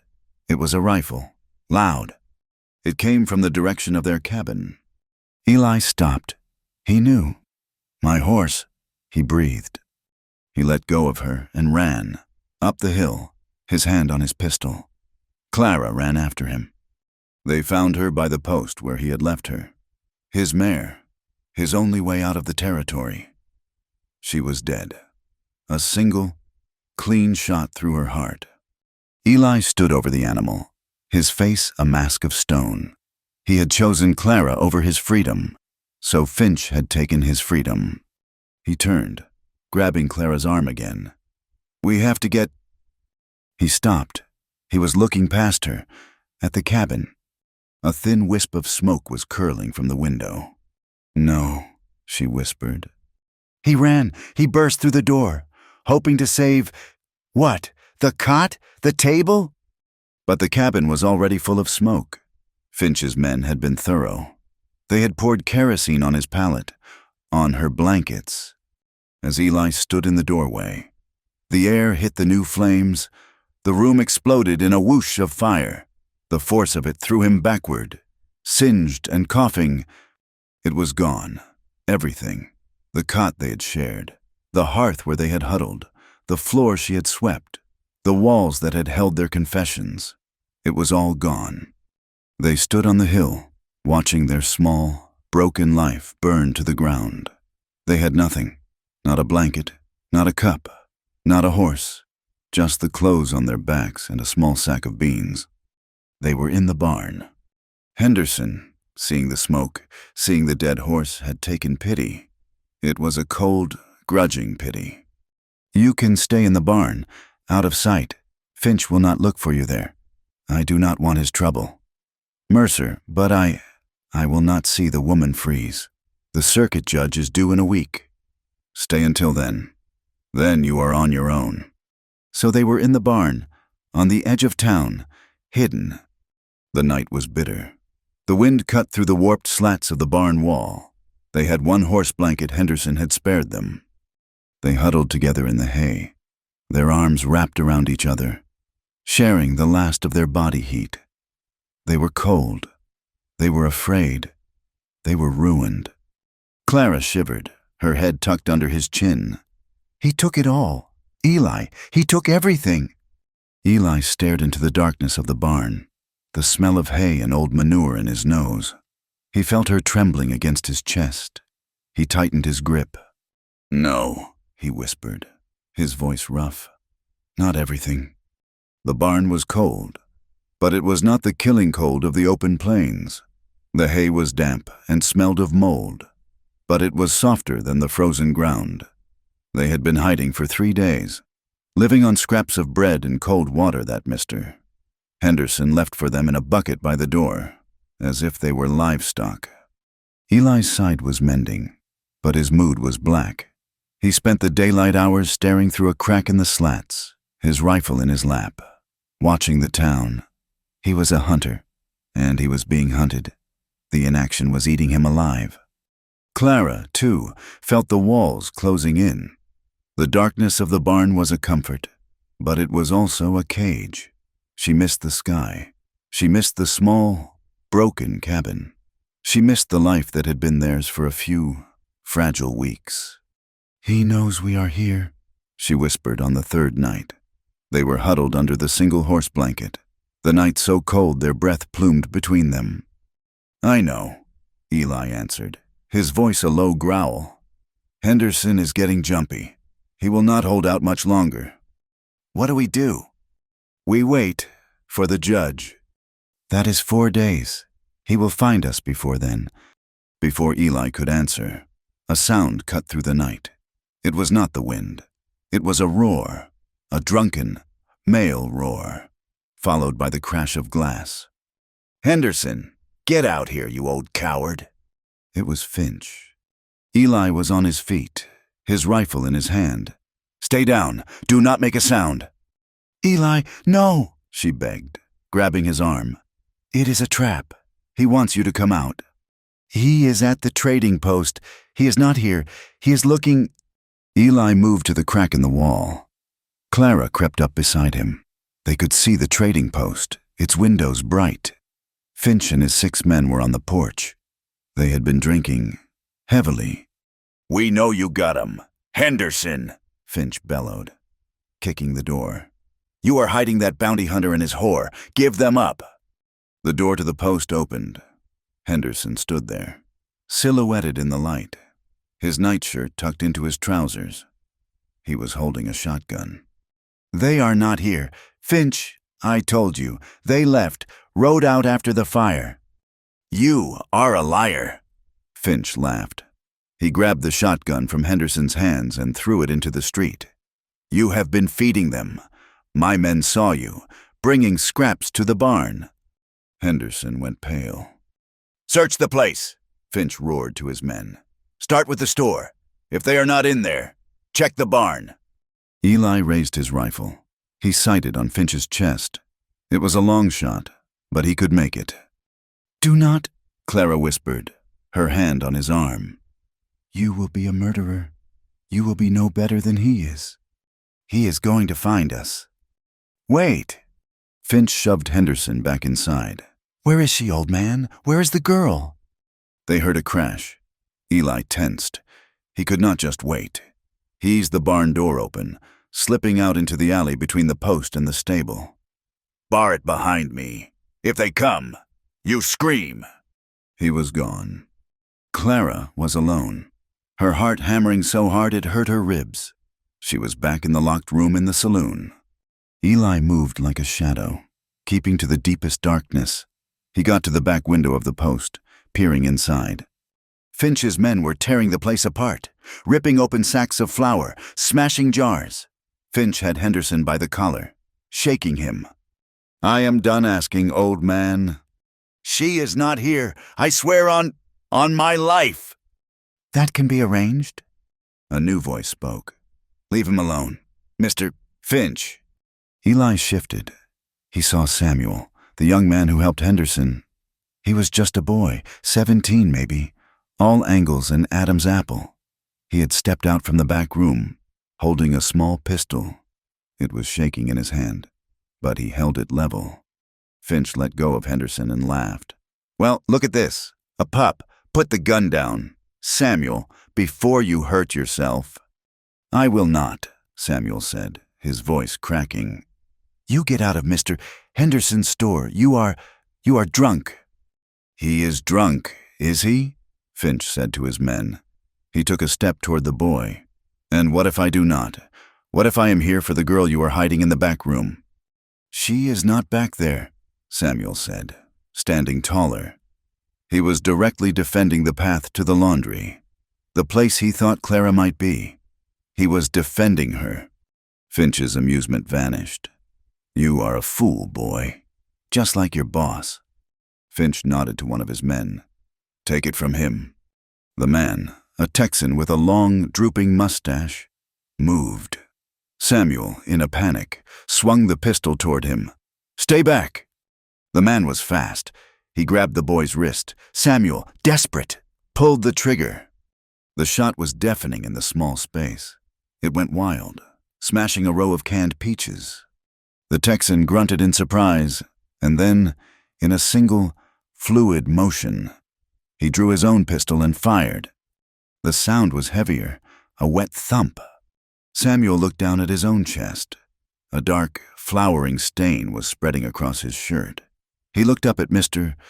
Henderson, his expression one of surprise. He did not make a sound. He just collapsed, his pistol clattering on the floorboards. Henderson screamed. It was a high, thin, terrible sound. Outside, Clara heard the shot.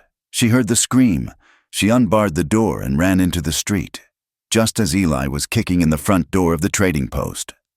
Finch and his men were frozen, staring at the body of the boy. The smoke from the pistol hung in the air. Finch saw Eli. He smiled. Well, look who it is. You just witnessed a tragedy. Mercer, the boy pulled a gun. Self-defense. Eli saw the body. He saw Henderson, collapsed over the boy, sobbing.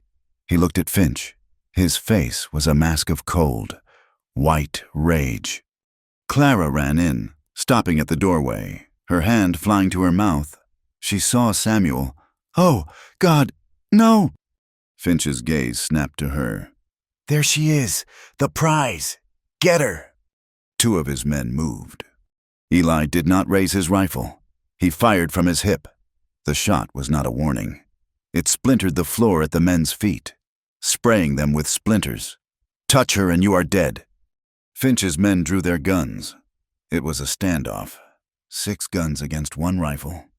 "You cannot win this, Mercer," Finch said, his good humor restored. He had found them. The sound of boots pounding on the boardwalk broke the tension. Sheriff Brody and 2 deputies arrived, guns drawn. "What in God's name is going on here?" Brody demanded.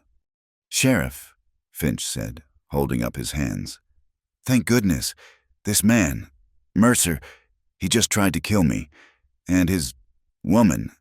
They have been hiding in Henderson's barn, inciting this. The boy pulled a gun. My man here had to defend himself.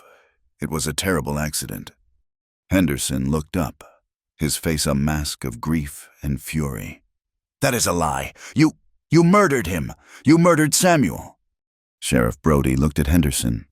He looked at the dead boy. He looked at Finch. And he looked at Eli and Clara. He sighed, a long, tired sound. "Mercer, you and the girl, you were told to leave. I find you here, standing over a dead body with your rifle hot." "It was Finch," Eli said, his voice shaking with a rage he could barely control. "I see 6 men who will swear otherwise," Brody said. "And I see a town that is sick of you, sick of the trouble you bring. This boy, his death is on your hands. You and her." The townspeople were gathering, drawn by the shots. They peered in, seeing the blood, seeing Clara, seeing Eli. "Mrs. Davies was there. See?" she shrieked, pointing at Clara. "She has done it again. She has brought death to our town. That poor, poor boy. She is a curse." The crowd murmured. They were angry. They were afraid. And it was easier to blame the 2 strangers than to blame the man who signed their paychecks. "Eli Mercer," Brody said, "I am arresting you for the murder of Samuel and for inciting a riot." Eli looked at the sheriff. He looked at Finch's smiling face. He looked at the crowd. He lowered his rifle. Clara stepped forward. "No, you cannot. We did nothing." "Take them," Brody ordered. They had no home. They had no allies. Now, they did not even have their freedom. The jail was a single-room stone building. Brody locked Eli in the only cell and pushed Clara into a chair in his office. "You just sit there. The judge will be here in a few days, and he will see you both hang." He left, locking the main door behind him, leaving a deputy outside. They were alone.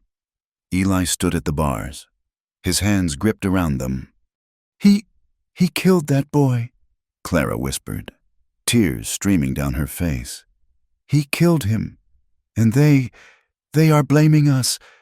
"This was his plan," Eli said, his voice dead. "To push me, to make me fight, to frame me, and I walked right into it." He had failed. He had failed to protect Sarah, and now he had failed to protect Clara, and he had gotten a boy killed. They sat in silence for hours. Just as the sun was beginning to rise, they heard a key in the lock. It was Henderson. His eyes were red and swollen. He was carrying a bag. "I told the deputy I was bringing you breakfast," he said, his voice a hoarse whisper. He unlocked Eli's cell. I cannot let this happen. I cannot let him win, not after Samuel." "Henderson, what are you doing?" Eli asked. "I am getting you out." He threw the bag at Eli. "My 2 best horses are tied in the alley behind the stable. There is food. You ride. You ride to Sweetwater. You tell the marshal there. Show him this." He pulled a small, blood-stained pistol from his pocket. "This is Samuel's.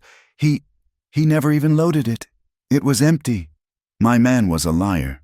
Finch is a liar. You tell the marshal, get help." Eli grabbed the bag. He looked at Henderson. "They will know it was you. Let them. Let Finch come for me. I do not care anymore. Go, for Samuel. Get justice for my boy." They did not hesitate. They slipped out into the gray dawn. The streets were empty. They found the horses mounted and rode, not north, but west, toward the county line. The ride to Sweetwater was 50 miles of windswept, frozen plain. They rode hard, looking back over their shoulders, but no one followed. Finch was arrogant. He thought he had them. They arrived in Sweetwater, a larger, more established town. By nightfall, they were filthy, exhausted, and half frozen. The marshal's office was a proper brick building. The marshal was a man named Elias Thorne, no relation to the judge. He was a hard man, with a thick mustache and tired eyes. "What?" he grunted, looking up from his paperwork. Eli laid Samuel's unloaded pistol on the desk. "We are from Marrow Creek. Our names are Eli Mercer and Clara Abernathy. We are here to report a murder." For an hour, they talked. Eli told the story. Clara told the story. The marshal listened, his expression unchanging. When they were finished, he leaned back in his chair. "Finch," he said. "I know him. He owns the bank in Marrow Creek. He owns the sheriff. He owns most of the land." "And he murdered a boy," Eli said, his voice low. "You have one unloaded pistol and your word, and you just broke out of Brody's jail." The marshal sighed. "You are fugitives. Mr. Mercer, your word does not mean much." "It is the truth," Clara insisted. "Truth does not always win. Not in this territory. I cannot send my men into another man's jurisdiction on the word of a drifter. Finch would have my badge. I'm sorry, there is nothing I can do." "So you are just letting him?" Clara cried. "I am advising you to keep riding. Do not go back to Marrow Creek. You are not safe there, and you are not safe here. Now, get out of my office." They were pushed back out into the cold street. Defeat was a cold, heavy stone in Clara's stomach. They had no law, no one. They got on the horses. They had nowhere to go. They could not go east. They could not stay west. "What do we do, Eli?" Eli stared at the lights of the town, his face a hard mask. "We ride, but we are not running." They rode out of Sweetwater, but they did not go far. They made a cold camp in a small draw, just a few miles from town. They built a small, smokeless fire. They were two tiny, insignificant people against a vast, dark sky. Clara sat, wrapped in a blanket, staring into the flames. She had lost everything. Her home, her name, her hope. She had nothing left but the man sitting next to her, a man who was now an outlaw because of her. "Eli?" she whispered, her voice barely audible over the wind. He looked at her. "Back in the saloon, the night you bid on me." He tensed.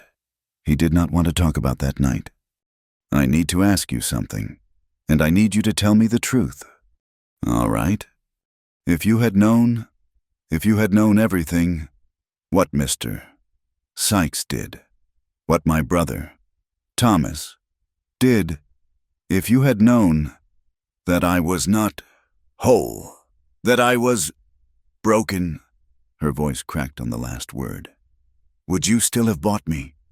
He looked at her. The firelight played on her face, illuminating the exhaustion, the fear, and the strength he had come to know better than his own. He saw the girl who had survived the auction, the woman who had survived the blizzard, the partner who had stitched his back, the woman who had stood up to a room full of hate. He did not hesitate. His voice was rough, but absolute. "Yes."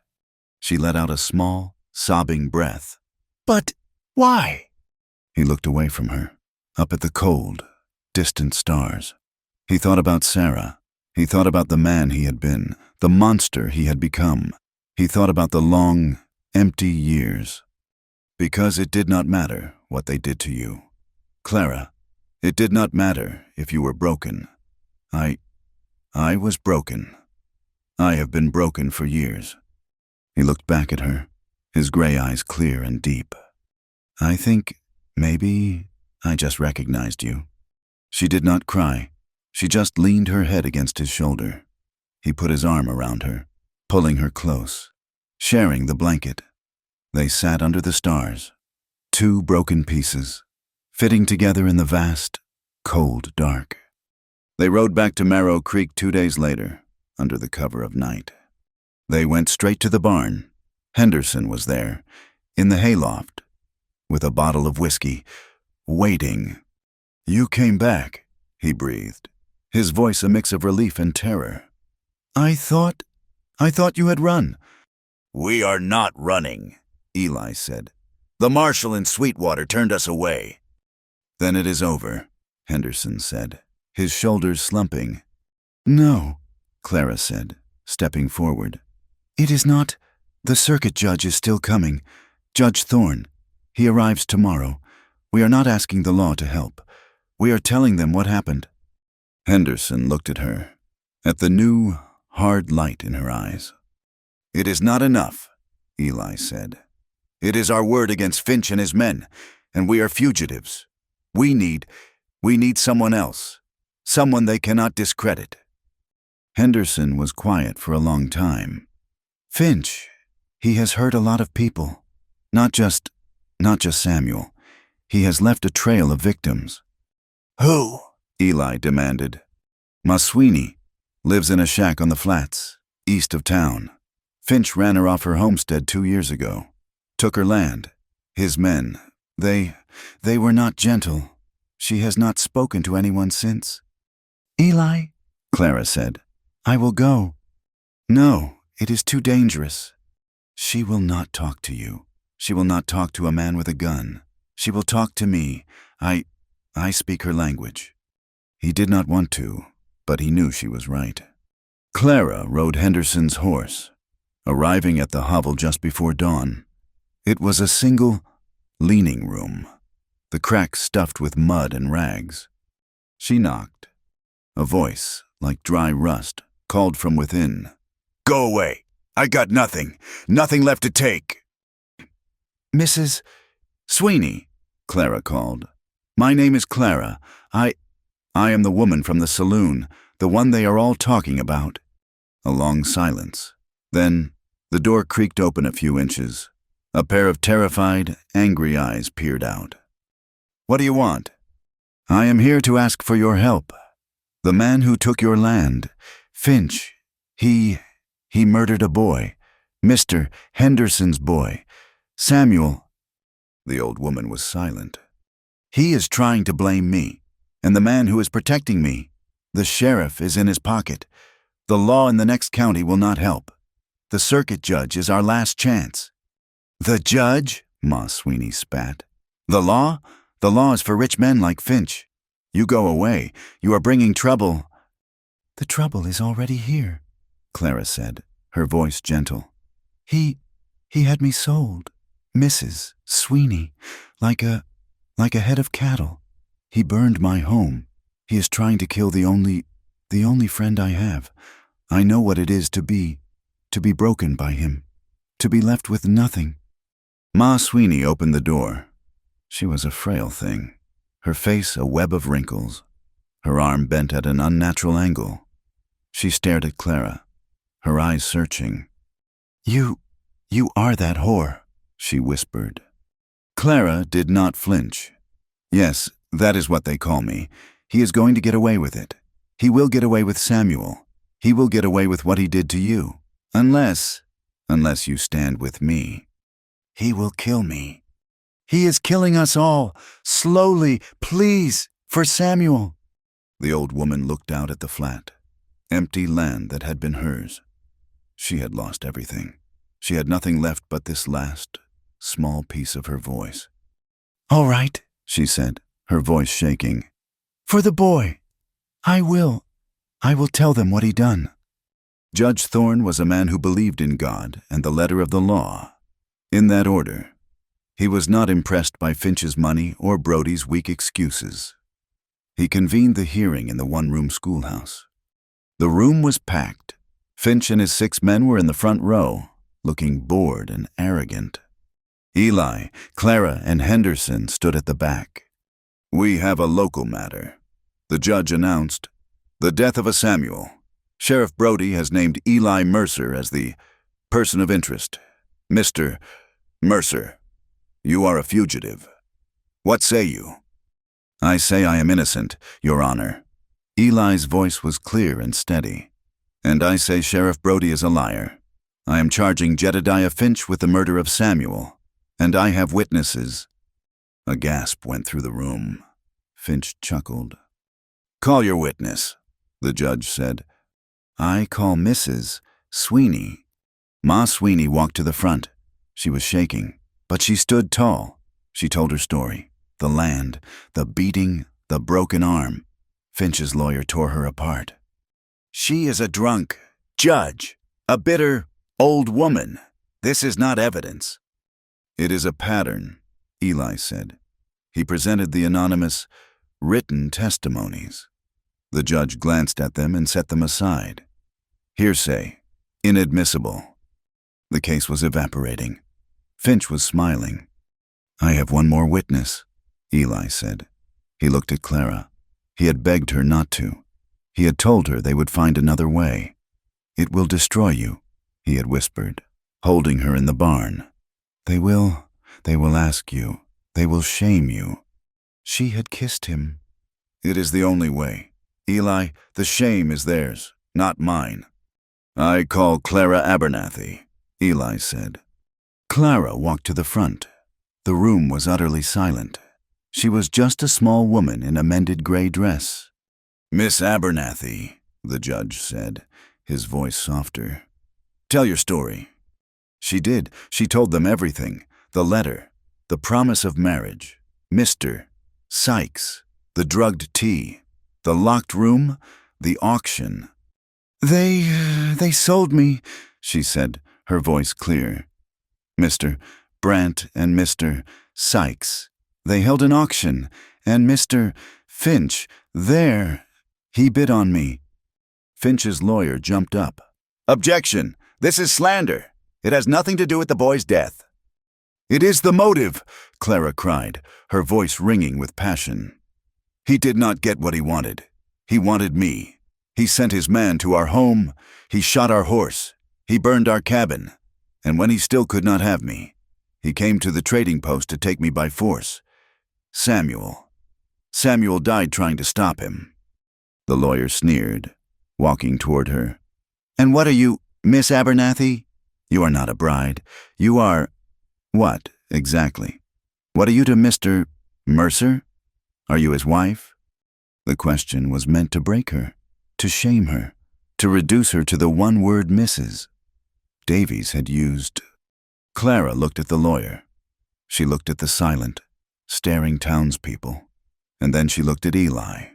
He was watching her, his face pale, his love for her a raw, open wound. She turned back to the judge. "No, sir, I am not his wife." The lawyer smiled, victorious. "I am the woman he saved," Clara said, her voice so clear it seemed to vibrate. "I am the woman he would not let Mr. Finch break. I am the woman he has protected. I am the woman who was sold and bruised and shamed. And I am the woman he loves." The room held its breath. Finch could not take it. To be undone by this nothing, to be accused, to be exposed, to be refused. "You lie!" he roared, his face purple. He was not a man of law. He was a man of brute force. He lunged, not at Eli, but at her, his huge hands reaching for her throat. "You lying whore!" He never touched her. Eli had been waiting. He did not draw his gun. He did not pull his knife. He met Finch in the aisle, a collision of two unmovable forces. He hit Finch once, a brutal, driving blow to the stomach that drove the air from the big man's lungs, as Finch doubled over, gagging. Eli grabbed him by the hair and the collar, spun him, and smashed his fist into his face. It was the sound of breaking bone. Finch collapsed. Eli stood over him, breathing hard. His knuckles split and bloody. He wanted to kill him. He wanted to stomp his life out. He saw Samuel. He saw Sarah. Finch's 6 men were on their feet, their hands on their guns. The judge's 2 marshals drew their weapons. "Stay put!" Judge Thorne slammed his gavel. "Order! I will have order!" Eli looked at the broken man on the floor. He looked at the guns. He looked at the town. "Eli." Clara's voice. It was quiet, but it cut through the rage. He looked at her. She was not afraid. She was just watching him, waiting for him. He took a deep, ragged breath. He stepped back from Finch's body. He would not kill him. He would not become him. He turned, walked past the stunned crowd, and stood beside Clara. Judge Thorne stared at the scene. He looked at Finch, groaning on the floor. He looked at Finch's men, who were now staring at their employer, their bravado gone. He looked at Eli, who stood unarmed and steady, and at Clara, who had not flinched. "Sheriff Brody," the judge said, his voice like ice. "Arrest that man." Brody stared. "Who, Mercer?" "No, you fool!" the judge roared. "Mr. Finch, arrest him for assault, for contempt of my court, and, based on the testimony I have heard, for the murder of Samuel." Finch's men did not move. "And arrest his men," the judge thundered at his own marshals. "All of them, as accessories." As the marshals moved to disarm the stunned Texans, Eli Mercer did not watch. He just reached out, his bloody hand finding Clara's. He held on, and he did not let go. The schoolhouse was in chaos. Judge Thorne's gavel hammered against the desk, but the noise of his two marshals disarming Finch's stunned and leaderless men was louder. Jedediah Finch, his nose a broken, bloody ruin, was hauled to his feet, sputtering and incoherent with rage. Eli did not watch him. He watched Clara. He was still standing beside her, his bloody knuckles throbbing, his hand, her hand, clasped between them like an anchor. The townspeople filed out, silent, their faces pale. They had come to see a hanging and had instead witnessed a reckoning. Their accuser, the woman they had scorned, had become their liberator. Their tyrant, the man who owned their debts and their sheriff, was in chains. "Sheriff Brody," Judge Thorne said, his voice like dry ice. Brody, who had been frozen by his desk, looked up. "Your badge, sir." Brody did not argue. His face was the color of ash. He slowly, methodically, unpinned the piece of tin from his vest and laid it on the judge's desk. "Get out of my sight," Thorne said. Brody turned and walked out, not as a lawman, but as a broken, empty man. Finch and his men were led out in chains, marched toward the jail he had owned. He stopped at the doorway, his one good eye finding Clara. His look was pure, undiluted hatred, a promise of a future that had not yet been settled. Then the marshals shoved him out into the street. "Mr. Mercer, Miss Abernathy." Judge Thorne looked at them. He was a hard man, but his eyes were not unkind. "The charges against you are dismissed. It seems this territory owes you both a great deal. This town, in particular." Eli just nodded. He was too tired to speak. "The federal government will be seizing the assets of the Gilded Cage, pending an investigation into human trafficking. Mr. Brandt and Mr. Sykes will be apprehended. This town will be cleaned." He looked at Henderson, who was standing by the door, his face a mask of exhausted grief. "Mr. Henderson, I trust you can find these two. Accommodations. They are under my protection until I leave this territory." "Yes, Your Honor," Henderson whispered. They can have the rooms above the post." That night, they were not in a barn. They were in a clean, simple room, with a real bed and a porcelain basin. Eli sat on the edge of the bed, his head in his hands, the adrenaline of the fight, the fear, the victory, all draining out of him, leaving him hollow. Clara stood by the window, looking down at the town. It was quiet. For the first time, it felt quiet, but she felt no peace. She was shaking, her body reliving the moment the lawyer had sneered at her, the moment Finch had lunged. She had won, but she had to expose every raw, shameful part of herself to do it. He looked at me like I was dirt, she whispered to the glass. They all did. The lawyer, Mrs. Davies, even after, when we walked out, they look at me and they remember. They remember what you did, Clara, Eli said, his voice muffled. You saved them. You saved this town. No, she said, turning from the window. Her face was pale, her eyes dark and hollow. I saved us, but I cannot stay here. Eli. He looked up, his heart lurching. What? We are safe. The judge. Finch is gone. He will not get out. It is not about Finch. Not anymore. She walked to the small satchel Henderson had given her, the one that held her mended gray dress. It is about me. Every time I walk down that street, I will be the woman from the auction. Every time Mrs. Davies sees me, she will remember spitting at me. Every time a man looks at me, he will be wondering what my price was. I cannot live under that weight. Clara, that is not true. But he knew it was. I have the money from my laundry work. Mr. Henderson paid me. It is $24. It is enough. Enough to get on a stagecoach. Enough to get to Cheyenne. Maybe Oregon, somewhere. Somewhere no one knows my name. Somewhere I can just be. He stood up. You are just going to leave? After everything? The words were a betrayal. He felt it in his chest, a cold, sharp pain, worse than the knife wound. What else is there? She asked, her voice breaking. What is here for me? Eli? A town that hates me? A man who, you are free. You are free of your debt. You are free of me. You can go back to your life. Hunting, whatever you want. What if I do not want that life? He said, his voice rising, a desperate, angry sound. I cannot be your burden, Eli, she whispered, tears finally welling. I cannot be the whore you are tied to. I have to go. I have to. He looked at her, at the absolute tragic resolve in her face. She was not leaving him.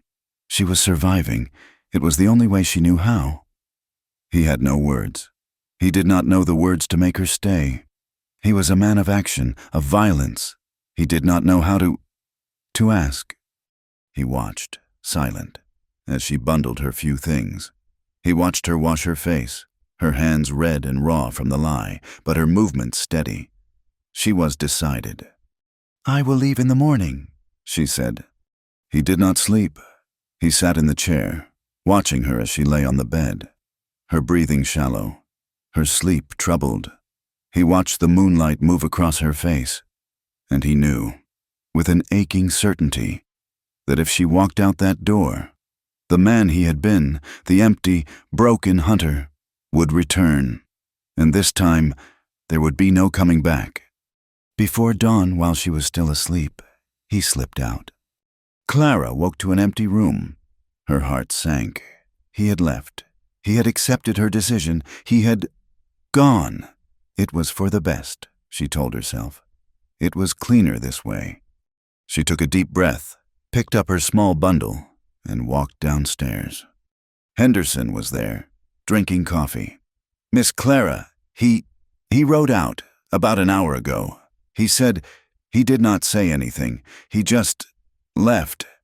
The confirmation was a physical blow. She nodded, refusing to let the tears come. Thank you, Mr. Henderson, for everything. For Samuel. You are a good woman, Clara, he said, his voice thick. This town, we are fools. You are not a fool, Mr. Henderson. You are a good man. She walked out onto the boardwalk.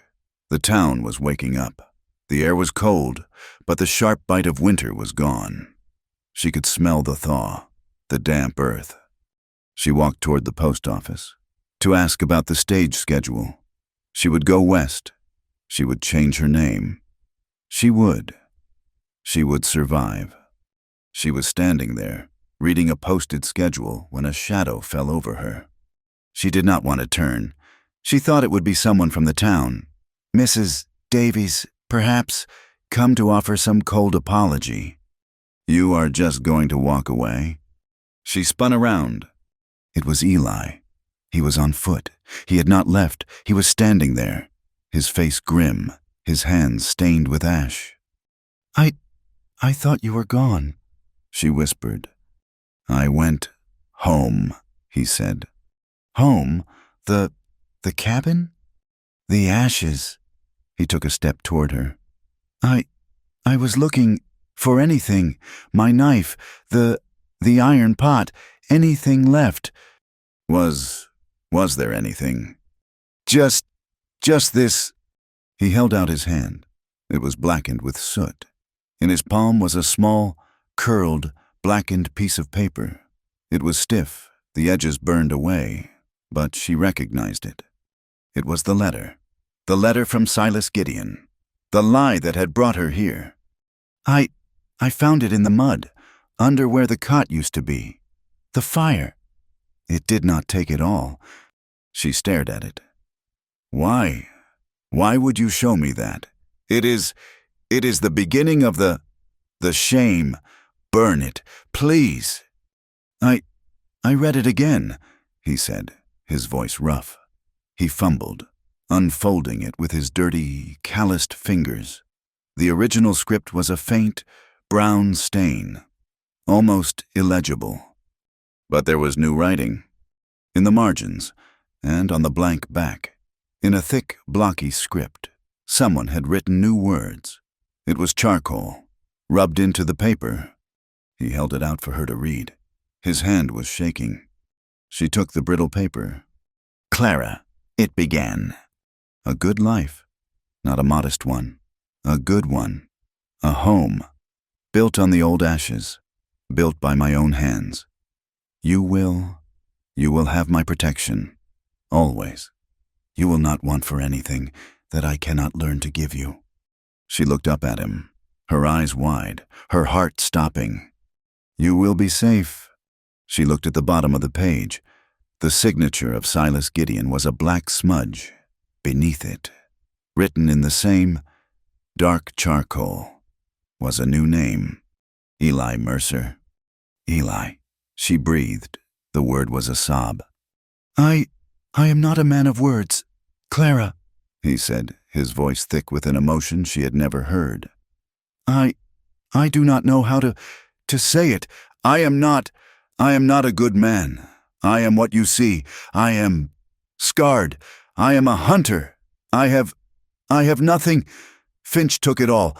The cabin, the horse, everything. Eli, you do not. But I can build it again, he said, his voice gaining a desperate strength. He took her hands. His were rough with soot. Hers were scarred from the lie. I can build the cabin. I can cut the wood. I can learn to be a rancher, a husband, but I cannot do it alone. I am tired of being alone. Clara. He looked into her eyes. I am asking you, do not go. Stay. Not as a burden, not as a debt, not as something I bought. I did not set you free, just to lose you. He swallowed, the simple words costing him more than all the bullets he had ever fired. Stay as my partner. She was crying, the tears she had held back, the tears of shame, of fear, of relief. They were all pouring out of her. She was not the woman from the auction. She was not the town curse. She was loved. I thought I had no name, she wept, clutching the letter to her chest. I thought I was just a ghost. You are not a ghost, he said, his voice breaking. He gently wiped a tear from her cheek with his thumb, leaving a streak of ash. You You are everything. She looked up at him, at his scarred, tired, beautiful face. Clara Mercer. I think I like the sound of that name. He stared at her, not breathing. Yes, Eli, She said, her voice clear. yes, I want a name that is mine. I will take yours. He did not kiss her. He just pulled her against his chest, burying his face in her hair, his arms wrapped around her so tightly she could barely breathe. He held her, right there on the boardwalk of the post office, in the middle of the town that had scorned them, and for the first time, in the sunlight, he just held on. Spring came to the high plains, not as a gentle promise, but as a muddy, violent thaw. The snows melted, and the land, scarred by the winter, was brown and raw. On the hill overlooking Marrow Creek, there was a new scar, a patch of black ash where the cabin had been. Eli stood in the middle of it. He had a new axe and a new pile of timber, given on credit by Henderson. They rebuilt. It was not fast, it was not easy. Eli, whose hands were made for the cold precision of a rifle, now learned the rough art of the saw and the hammer. His hands were raw, bleeding, but he did not stop. He built the walls strong, chinking them not with mud, but with a proper plaster he bought with the last of his bounty money. Clara worked beside him. She was not just a helper, she was a builder. She hauled stones for the new hearth, larger and deeper than the last.